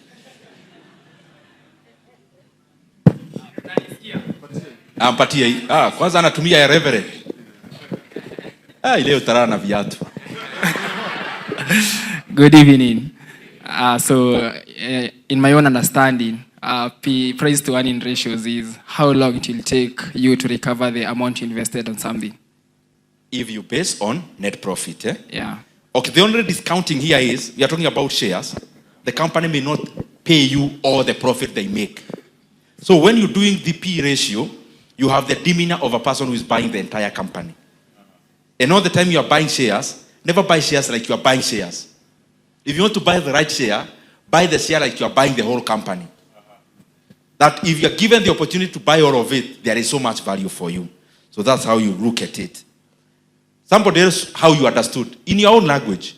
You can even use an example because I want this to sink. This side.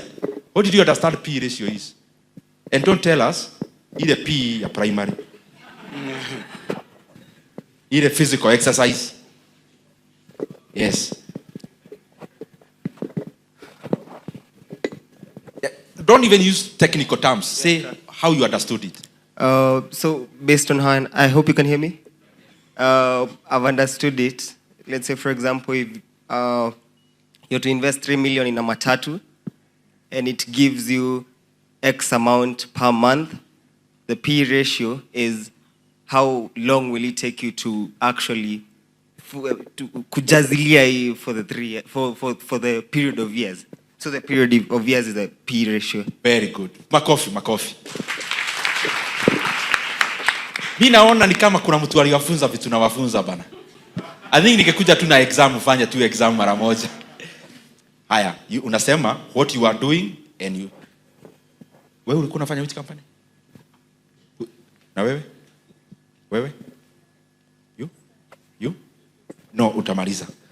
Anza huko. Huyu wa Kenya Power anaweza zima stima, wacha kuwa wa mwisho. Right. Haya. Praise God. So I was handed the Kenyan. So it says the trailing price to earning ratio for Kenyan is approximately 5.7 times. This indicates that investors are willing to pay about 5.7 times the company's annual earnings per share, making the stock trade at a discount compared to the broader renewable energy sector's average PE of around 15.2 times. Hey, huyo hata amefanya holistic.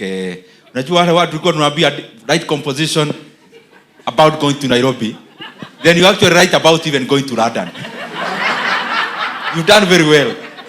Very, very well. So, the other ones now will only say, because to me understand the concept, ni hii sasa my brother amesoma hapa. But sasa atasema to the number. Sasa mnaelewa what it is. So my question, it was, what is the PE ratio of Equity Bank? So Equity Bank current price to earnings, that is the PE ratio, is about 3.9 times as of June 2026. Yeah. Very good. Ebu tuambie, what do you, in terms of a flat, what does that mean? Flat, yani kununua nyumba hapa hivi. In terms of a flat. So, for example, this is a flat. The D3... Thank you. The D3C flat, right? So I've invested in this flat. I've decided to buy some shares. So in order for me to receive the month that's supposed to be earning, however, it's going to take me like 3 times. 3 points. Okay, actually, ndio ikuwe more, itakuwa 4 because it's a 3.9, which is a marginal area of 0.1. So it's gonna be like 4 times, like per annual for me to get the shares. Mutajuaje. Very good.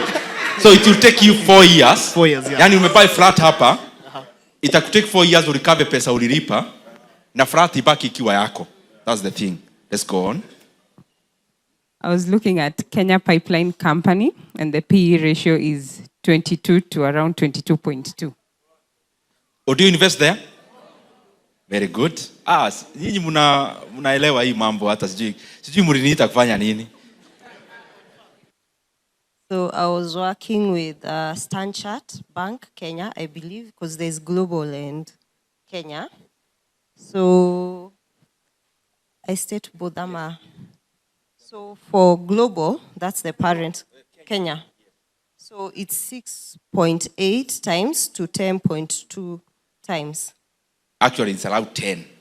Yeah, 10 to 12 for Kenya. That's the Standard Chartered Bank. Higher. Kieni. I was working on KPLC. It's approximately 1.21 to 1.23.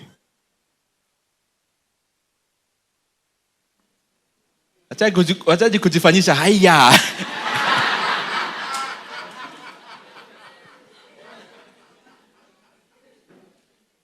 This lady, tell us what you understood. Because, yeah. Tell us. Unajua nikiwa hapa and I can point to you, so be attentive. Check. So what I understood by that is that when you buy shares in KPLC, let's say, for example, let's call it a flat. Let's not say it. Let's call it a flat. You'll buy it at, let's say, 1.4 million today. And for you to get that 1.4 million, you just need to stay 1 year, something like that. 1-2 Very years good. there. You've said it. Yeah. Actually, 1 year, 1.2 years. So in these companies, basing on P ratio, which one would you buy? Which one? Which one can't you buy?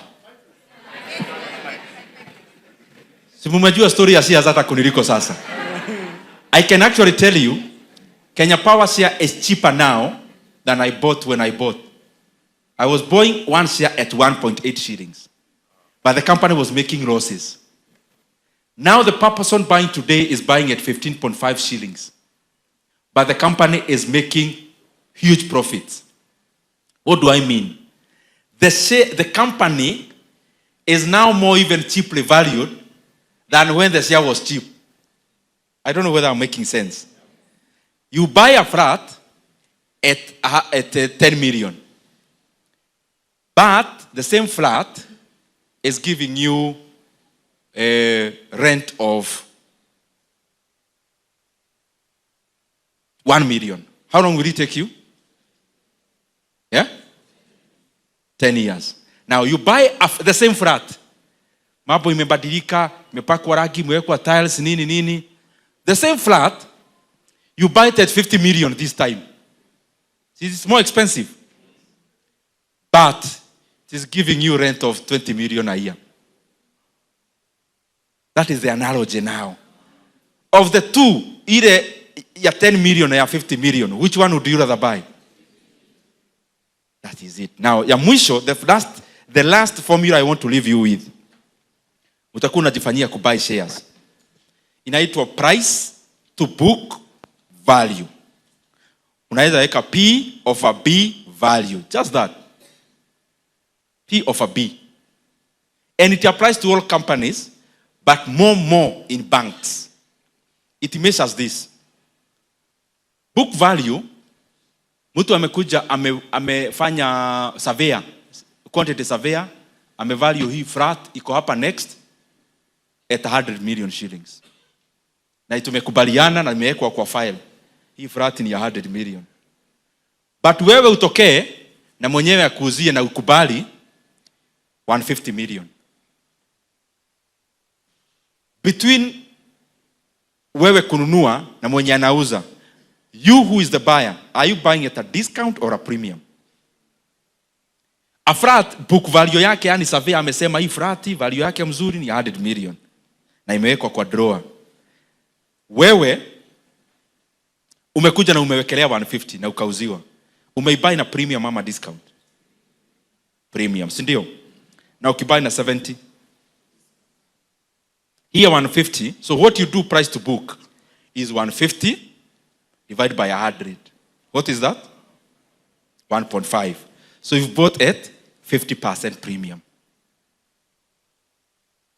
Mimi nawafunza vitu ndio hii dunia isikukalie na mahesabu. Mahesabu wanasemaga ni gumu, lakini hapo nini gumu sasa? 150 divided by 100 is 1.5. So hii 0.5 si 50%. So you bought it at 50%. Haya. Huyu wa 70. Si 70 divided by 100 is 0.7. So he's buying at 30% discount. So nataka tubadilishe kampuni. Hii nataka tufanye banks alone. Stanchart, Kenya. Absa, Kenya. Equity, Kenya. Equity Bank Group. KCB Group. Na wewe ufanye kampuni inaitwa Diamond Trust Bank. What is P of a B of this company? You know when we started investing akukuwa na hii akuuliza swali, so we had to calculate. Sasa yenu ni hapa tu.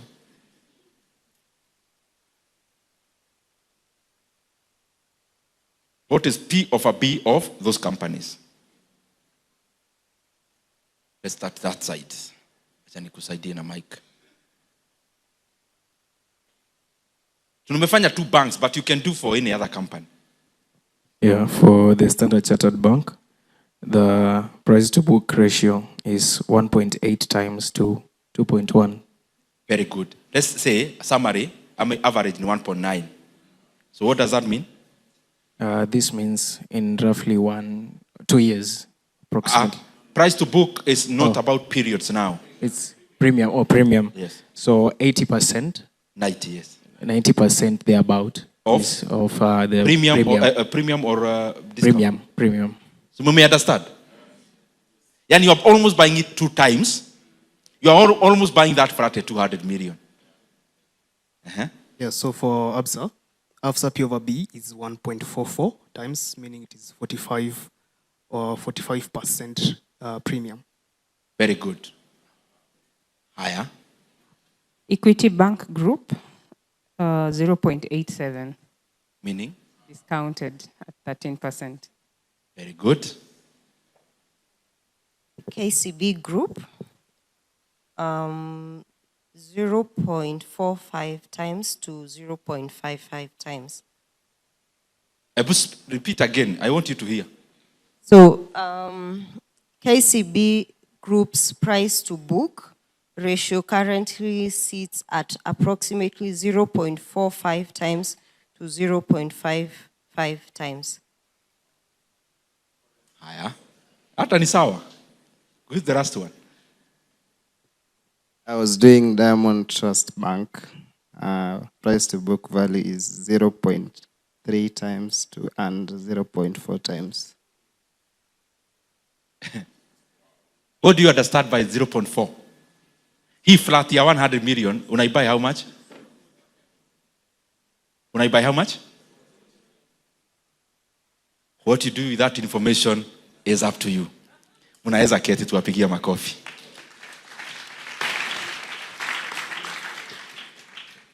Very lastly,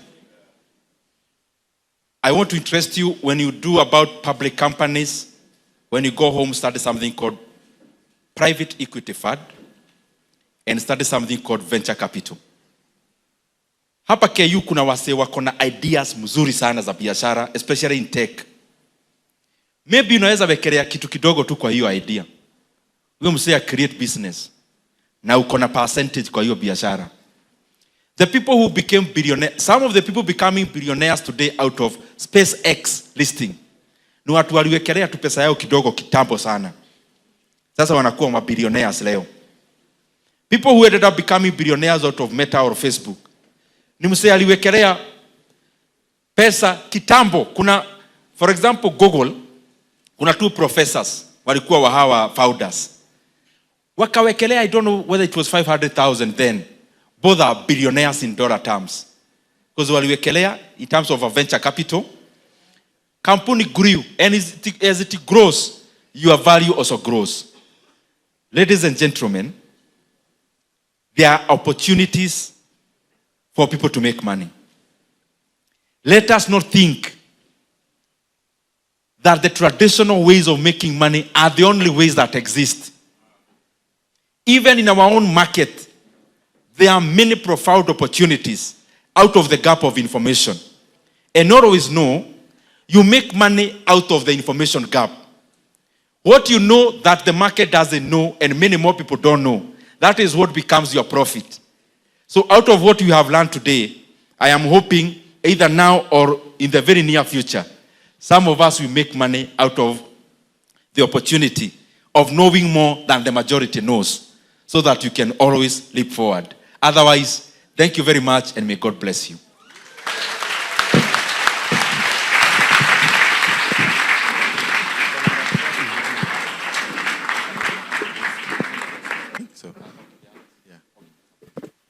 So now you have the shares, you have 100, you have 500 shares. How do you practically make money? You own the company, but how does that money help you? Yeah. Thank you for that. Wacha tukae chini ikae TV.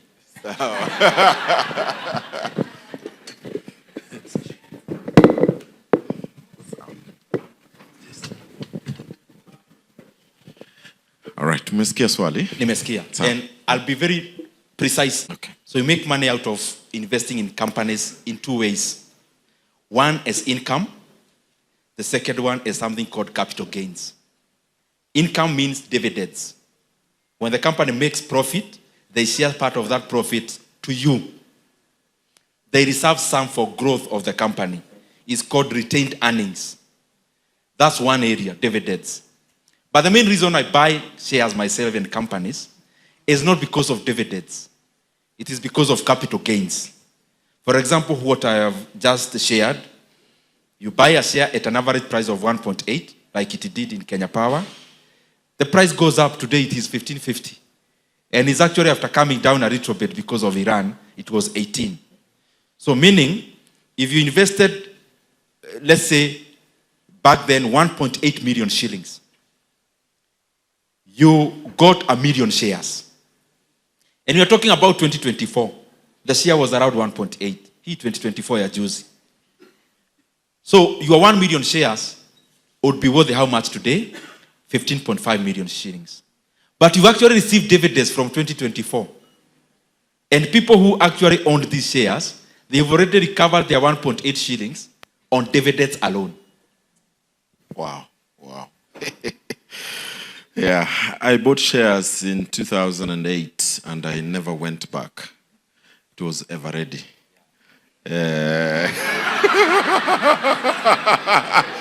Sahi nikisikia unaongea naona kama nilikuwa mjinga sana. Lakini I learned my lessons. Yeah, now that you are who you are today, Mheshimiwa, what can you share with us regarding your childhood that has contributed to your childhood or growing up, contributed to your current entrepreneurship choices?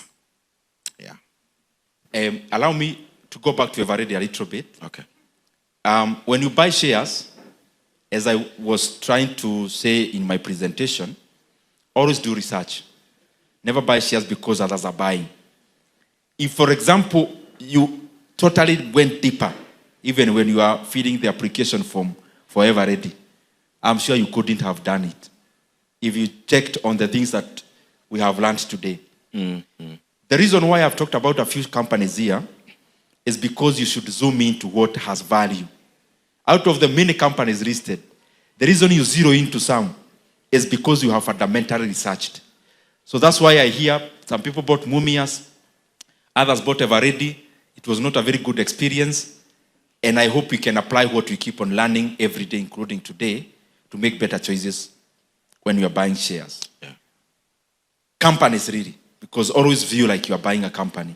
Ask yourself, if Merari was selling you the Eveready company, forget about shares, would you have bought the company?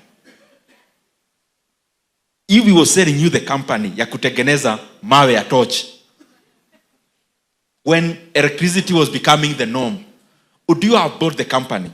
So when you buy the shares of that company, why do we want different results? Mm-hmm. I am going to the question. I mean, like all of us here, and I am glad that this is a place I know very well out of having been from KU. More or less, we are the same, majority of us in this hall. Maybe some of you are much better than us in terms of where we came from.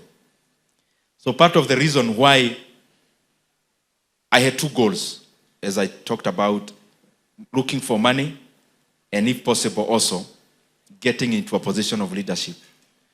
On money side, it was running away from poverty. No one who grows in a mud house want not to run as fast as possible from there.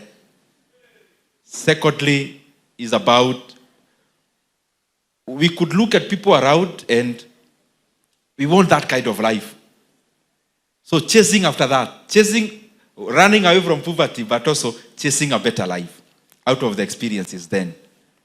Because me, I'm those kind of people who, hapa KU, where umepita high school, ulipita ukapata B+. So where jua vile utafika campus. Jua vile utalipa first sem fees. Na ujue vile utasoma. So me from niingie KU, nililipa fee yangu yote. Hata ya kuingia before help. Wenye help uchelewa. Vibarua, nini, na all that. And even before that, nikiwa high school, holiday, nachoma makaa huko kwetu Shags. Holiday zingine, nilikuwa nauza motuba hapa Thika. To raise school fees. So hiyo kitu lazima sasa ujaribu kukibia bio kiasi. So that you move to a better, safer ground. And it has also shaped now the decisions that I make in terms of investing. Yeah. But the fundamental thing that happened, ilifanyika nikiwa first year hapa KU. Nikitafuta internship, nikajipata kwa former MP. Nilikuwa naenda huko kumtoanisha. Yani kumuonyesha mimi vijana wote wako nyuma yangu, kama unataka kura za Kiharu, ukae karibu na mimi. So, unajua makomrades venye mnacheza hiyo game. So mimi nilienda ofisi yake nimebeba kabahasha ya CV. Because all the time kama sisi makomrades hiyo time, tulikuwa na ka CV mtu anabeba everywhere. So kuenda kumuona alikuwa meeting. Secretary akaniambia niwache CV. Na mimi siko naenda kutafuta job. As it would have it, akafikiria nilikuwa nataka job, akanipigia simu later. Kijana unataka kazi? Of course. Ilikuwa long vacation nikiwa campus first year. I started working in a stockbroking company since that day. So history yote ya shares, hata nikifungulia kina Cyrus CDS account KU, nilisoma kwa Genye Kariuki, who was our former MP. So that also has been great, both on investment front, but also in politics. He was our former MP. I went for pupillage in terms of stockbroking in his farm. I do stockbroking today, and I'm MP. Those two things are not coincidences. Oh yeah, thank you for that. Now, before we open it up, as a Christian, Mheshimiwa, what is your comment on prudence and giving and tithing in relation to being a steward of resources? I'll say this practically as a Christian, not for any other purpose other than to talk to a Christian who is here. And I'm sharing my thoughts. Me, I believe there is no money that belongs to me. And there is no wealth that I have, except which I have received from the owner of all things. So once you have that perspective, money can't possess you. But also number two, money can't own you, and you cannot obsess over money. I love the process of investing and all that because we are human beings, but not to the point of money possessing you. So when you're at that level, you clearly know that you received 100 and only 10 is required to progress the actual work of the owner of even the entire 100. So giving does not then become so difficult for you. And I remember one time when I was just kungangana, and I would call my vicar at home in our church and do what I needed to do. And it would seem like somebody is doing so much, especially given this is a rural church. I don't want to go into very deep details. But I'm just trying to say, giving for me, you don't give because you are actually being compelled. You give by knowing that all you have is actually not yours. And you've become so much gum. Umepewa pesa, umepewa maji ufikishie watu pale. But mikono yako inameza maji yote. Unaweza kosa kupewa hiyo kazi ya kupeleka hiyo maji. I hope you get what I mean. So when you know that this business for me is doing so good, it's not because I'm so special, it's a blessing, then you become very humble and you freely can release as much as the owner would want you to release. Wow, thank you. Ah. Is there anyone? So let's do this, okay? Let's have you stand up. So if you have a question, stand up, so that we know how many. All right. Check 1, 2. Okay, good. So let's do. I think we ask all of them, and then great. Okay. So all right, please go ahead, sir. 3. So let's do you, and then her, and then we'll come to you. All right? 3. Great. Proceed. All right. Thank you for the opportunity. Thank you, Mheshimiwa, for the session. I always enjoy watching your videos. My name is Samuel Kagwe. I am the CEO of buybiashara.com. It's in the space of mergers and acquisitions. And you are a big advocate of investing in public markets. But as per my understanding, most of this wealth that we are talking about, as you have hinted, kidogo, is made when you invest before these companies go public. And then the most wealth is usually unlocked when you actually sell the business. The wealth is not so much through profits, but when you exit the company. But now in our market, this is not a very common phenomenon. I would want to hear your thoughts. What would it take to make secondary markets a major thing, to give it the right structure? That is the thing we are attempting with Buy Biashara, but I'd appreciate your insights on that. Great. Thank you very much. What's your name? Samuel Kagwe. Thanks. All right, Rosemary, there you go. Oh, thank you so much for the opportunity. For me, I've learned so much. Thank you, Mheshimiwa, for coming. And I've never thought of shares as a place, as a space I can fit in.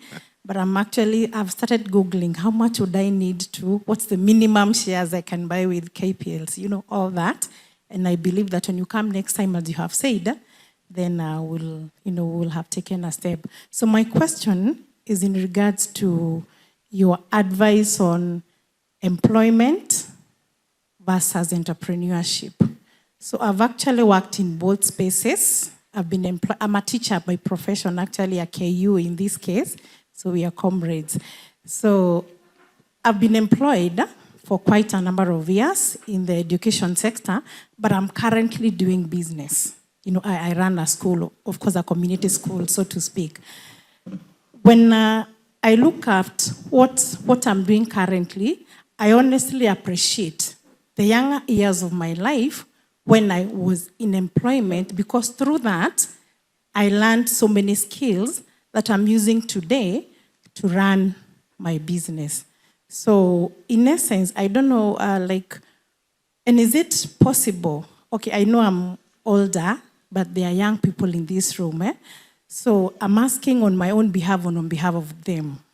So, and then would it also be possible to be employed and to also run a business? Because actually when I began as a person, I was in employment but then I began, what I'm doing now when I was in employment. So what probably, I'm not saying I'm successful, but of course, I'm asking, what would you, because it's not easy for someone to start a business if they are green, they have no idea, they have no skills, maybe you can shed some light, because when I look at you as a person who I admire, you are also employed. You are a governor, number one. It's not governor, you are employed by the people of Kiharu, but you're also doing business. So I don't know, entrepreneurship, employment, and all that. Kindly shed some light. And yes, thank you. Thank you so much. My name is Collins. I live around here, and I'm also, I do business. I'm a realtor here. And I just have, my question to you, sir, is you might have ideas, but where do you get investors? In the sense that you have ideas on how you can put tarmac, but you need 100 million for you to put the tarmac. Where do we get these people with 100 million? Yeah, that's basically my question. Thank you so much for the insights, and God bless you. All right, please proceed, Mheshimiwa. I'll be brief so that we also get another round. Samuel Kagwe, I'm glad that you are already in business. In terms of exits, public companies, let me start here. There is more money to make in our market when you are buying a listed company than when you are buying before the listing. Because it is the market that has undervalued the companies. It is not the companies that are bad, it is the market that has undervalued the companies. For example, if you check Family Bank, you'll be listing later this month. It is likely to be more valued than Equity and KCB and DTB and the rest. Because there is more value for a company outside the market nowadays than in the market. And that is why my inclination now is to buy the listed ones, because they are so cheap compared to the private ones. So exits are two ways. Exit of a public company is basically giving a sale order tomorrow or Monday. You sell your shares and you receive your money after 2 days. Because Kenya operates on something called T+2, trading day plus 2 days. Now, I understand probably the exit you are talking about is the private one. Beyond the public listed companies, the other frontier is called private equity. Private equity is where there is a gridlock in exits. And the reason why there is a challenge in exits is precisely because when you buy a private company today, let's say you bought Family Bank, the best way to exit, because it's a lot of money, even if you are selling 5%, is through public market. And it is the public market that is undervaluing companies. So where you would exit in terms of an IPO, people are selling similar companies half the price. So that is the paradox, but also the opportunity. So that's why in this particular timing, if somebody told you to buy a bank that is not listed, you'd rather buy the one that is listed. The one that is listed is much cheaper than the one that is not. In terms of robust secondary markets, in fact, the reason why I talk about this everywhere I go is because our economy also can never grow until we have a very good, robust secondary market. It's not just a matter of investing, but also an issue of capital mobilization. When we have a robust capital market, you have a company, let's say, you have a manufacturing company doing mabati around the bypass.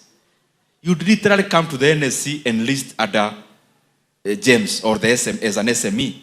So you'd raise money in the NSC instead of going to the bank to borrow money. But since our market is undervaluing companies, then companies are not incentivized to list. But it's also an opportunity for those who would want to invest in the listed companies themselves.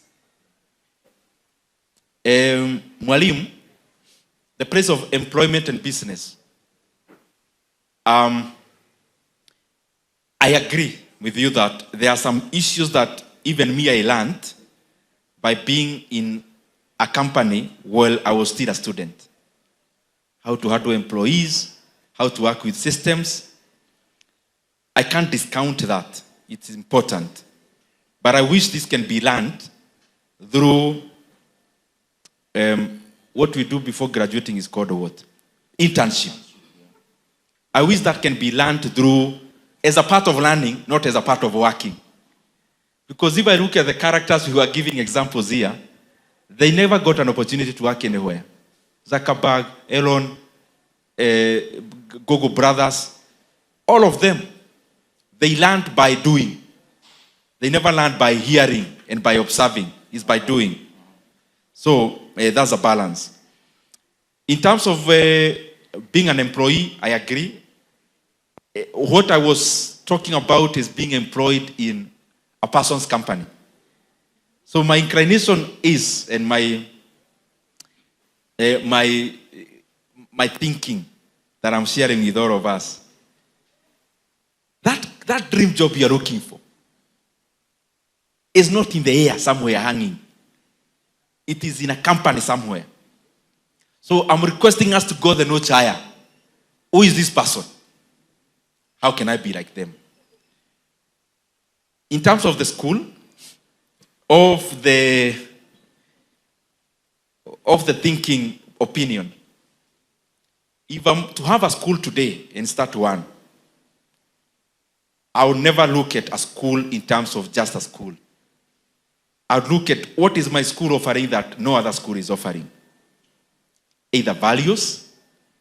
The current parent in the current era would rather go to a school where a child will get a B plus and A values than where a person will get an A in papers and C in values. So I'll try to model it around there. That my school offers very superior value propositions that a parent ordinarily looks at it as like they are the ones bringing up their own children than just about grades. What more are you offering? That's what I look at. People put school fees in this Nairobi of $1 million per term. What are they paying for? That's what I would look at.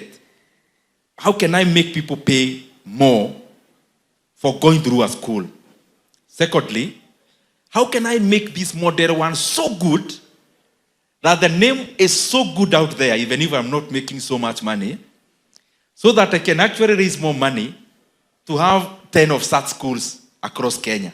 And then from there, I can start making money out of the good name. Collins, that's a very good question. Ideas are there. Where is the money? I want to throw it back to you. Where you don't see people playing, or the field you don't see people playing in, is an opportunity for you to start playing in that field. It tells you there is a robust opportunity for Kenya when it comes to private equity and venture capital and seed money. So whatever you are doing, the money you make is an opportunity for you to start doing exactly that which you realize there are not many players. Thank you. A legislator. So from budget ya jana, we have a deficit of around 1.1 trillion, and it will be heavily financed from local borrowing. So from a legislative perspective, what can you people do so that the government doesn't lock out credit that is for the private sector to spur the growth of the economy? Swali ya pili is on power. Also from a legislative perspective, power is in any production, power is a major component of expenses. Actually, it's a huge expense. And the way to lock, we've locked ourselves with very expensive PPPs. Is there a legislative way that you guys can do to make sure priority, for example, Kengen sells power at, I think, 4 shillings or thereabout.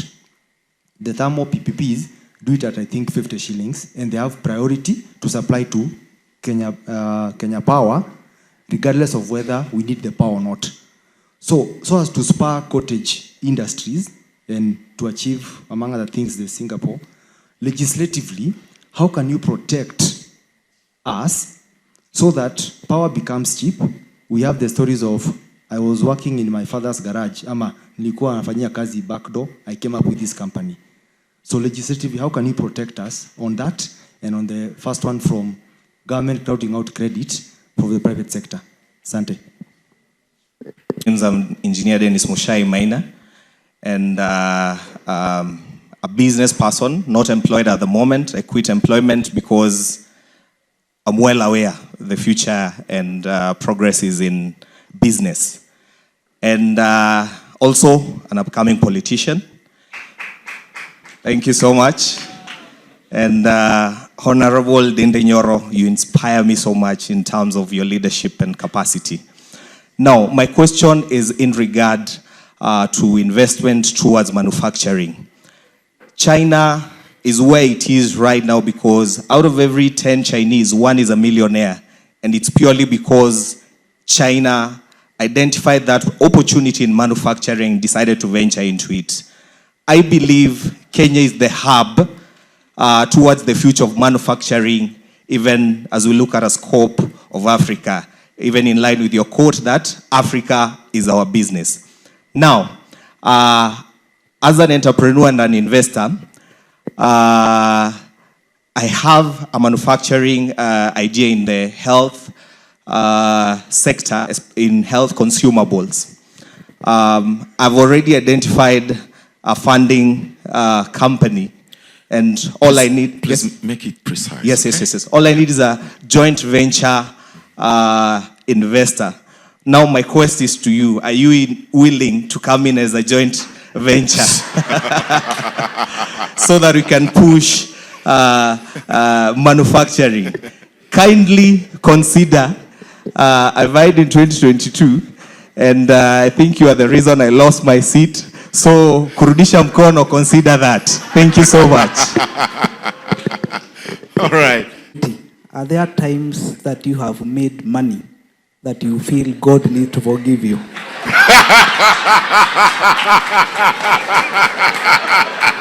Shots fired. Hello everyone. Wewe unajua vile utasema hiyo. Aya, mwisho alafu tuende. Hello everyone, my name is Cyrus Ledivera from Juja. I'm an upcoming entrepreneur, and thank you so much, Mheshimiwa, and also Rev, for this opportunity for us to be able to interact. My question is going to be direct. There is this silent gap in entrepreneurial journey that is rarely talked about. It's the vulnerable phase between the early stages and where the self-doubt runs high, and also the results are also very minimal, despite a lot of effort. And also that gap between the transition of trying a lot and also getting the first leap. So my question is, what are the possible ways that you'll also advise on how not to bypass that phase, but how to be able to maneuver through that period? Thank you. My brother about all the things. Borrowing power. Borrowing 1.1 trillion, most of it domestically, basically is the government competing with you as a businessman on who gets the credit that's there in the banks. You know, banks don't do hugely scientific things. They are just the places where we take our deposits, which are called savings, and they allocate these savings to grow the economy. So they can choose to allocate to a thriving manufacturing company, to allocate to government through boards, to allocate to a young person coming up with an IT company, because they are the allocator of our deposits.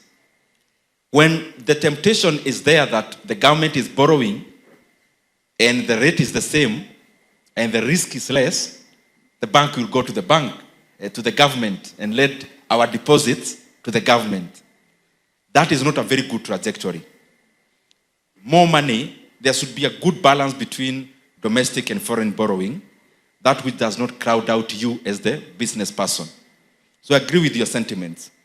The second one on power, I agree fully.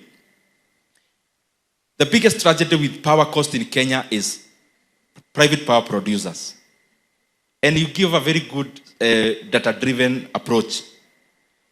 If we make Kenyan a bigger company, that I was trying to say is that we live in Kenya today.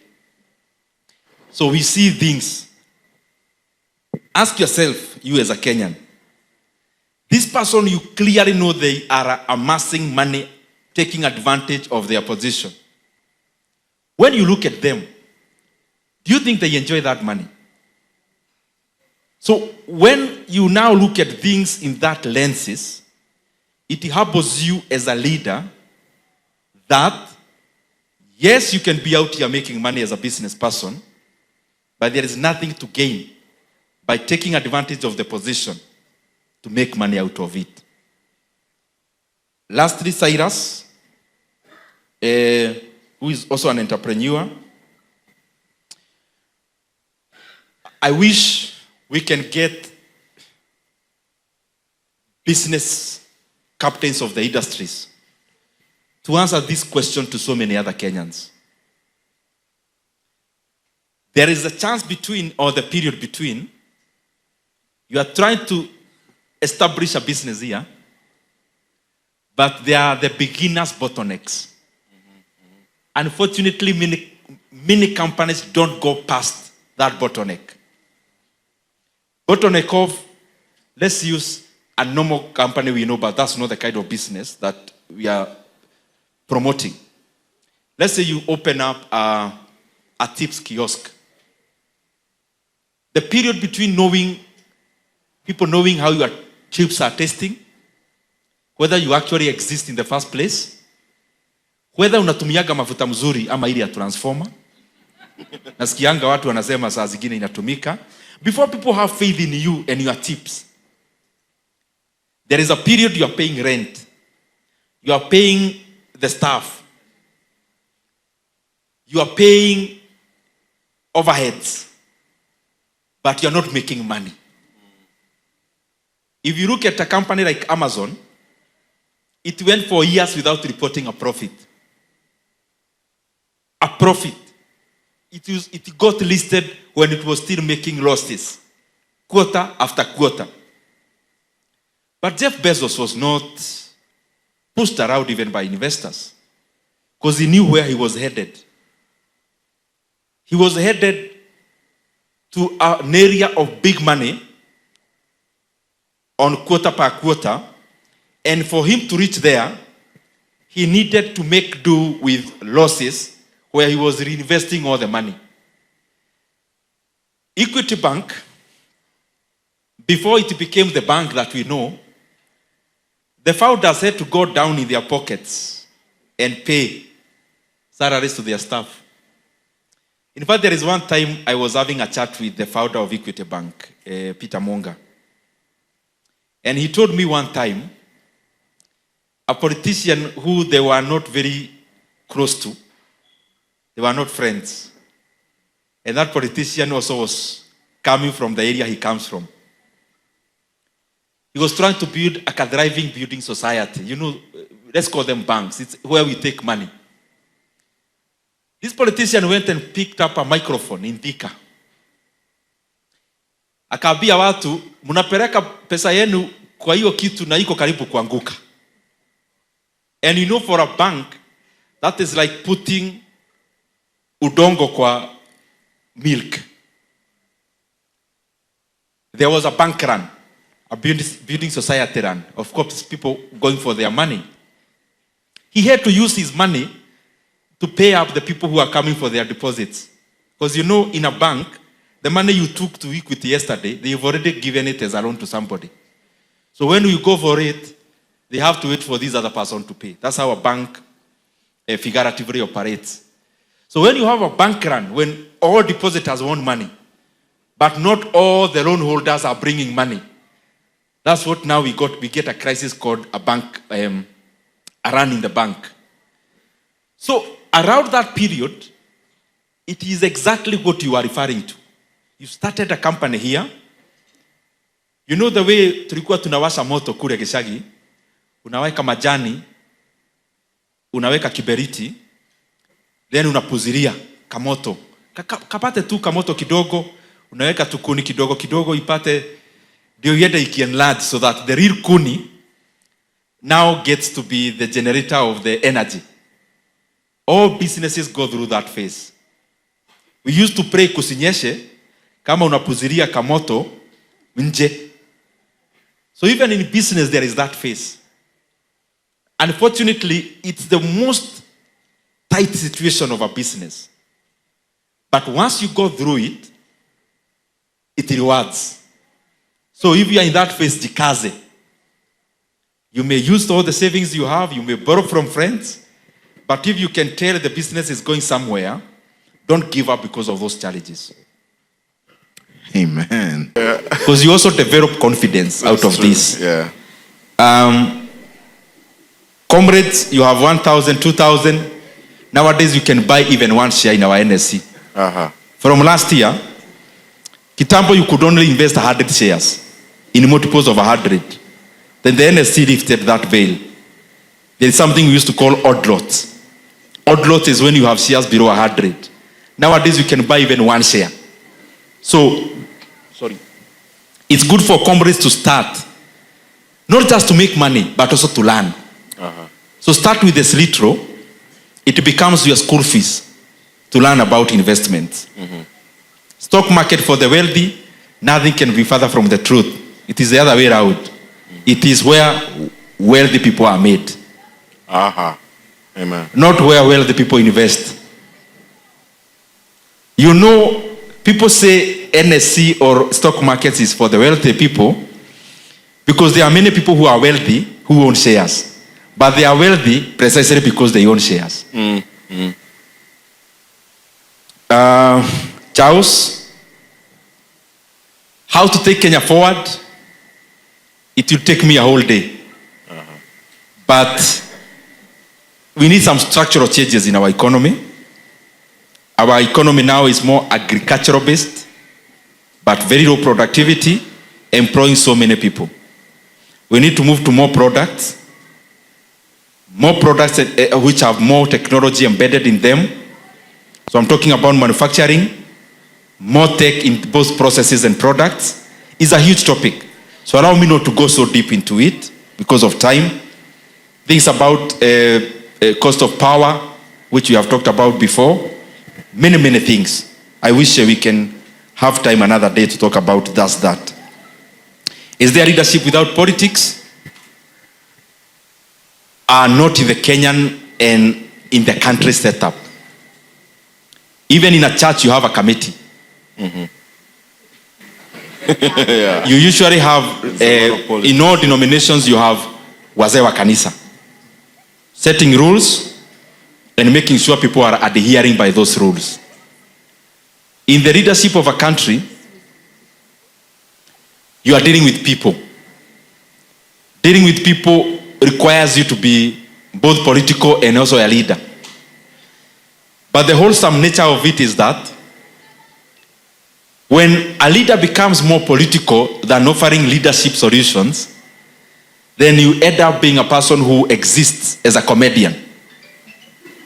Just to make people happy. Yeah. Unfortunately, not many politicians can make good comedians. So it becomes a quagmire. When a person who is not gifted as a comedian wants to play in that field. When you are playing to just please people, you may end up making very wrong decisions.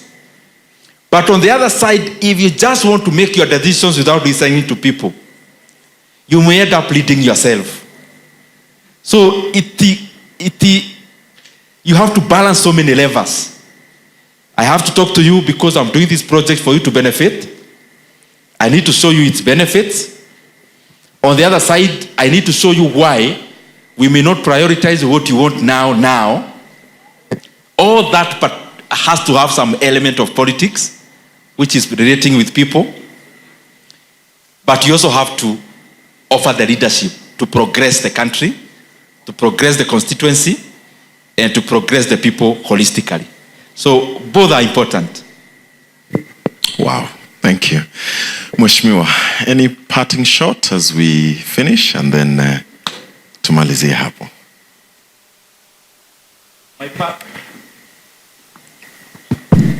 My parting shot is just to appreciate this evening. It was a very good evening for me, also learning from you, and to request you to forgive me. Sometimes I talk with so much energy when I'm talking about some of these things. Oh yeah. So when you notice the energy that does not look to be very diplomatic, it's because something burns when I'm talking about some of these things. Like yesterday. Yes, because I totally believe that some of these things can put our country into a very good pedestal. And I keep thinking that we need to be impatient about some of these things. Investing in opportunities are so glaring. Not venturing too much into looking for jobs and to do much more in terms of creating the opportunities for ourselves and others. Some of these things, I may not talk about them so diplomatically because I feel something burning in me when I'm talking about them. So otherwise, I really appreciate. I'm happy to see Cyrus doing very well and being where we were supposed to be. Yeah. And also seeing all the faces around. And I also want to commit that I'll not be in a hurry. As we take tea, we'll take tea together. Thank you very much. Amen. Let's give him a hand. Hallelujah. Thank you very much. Thank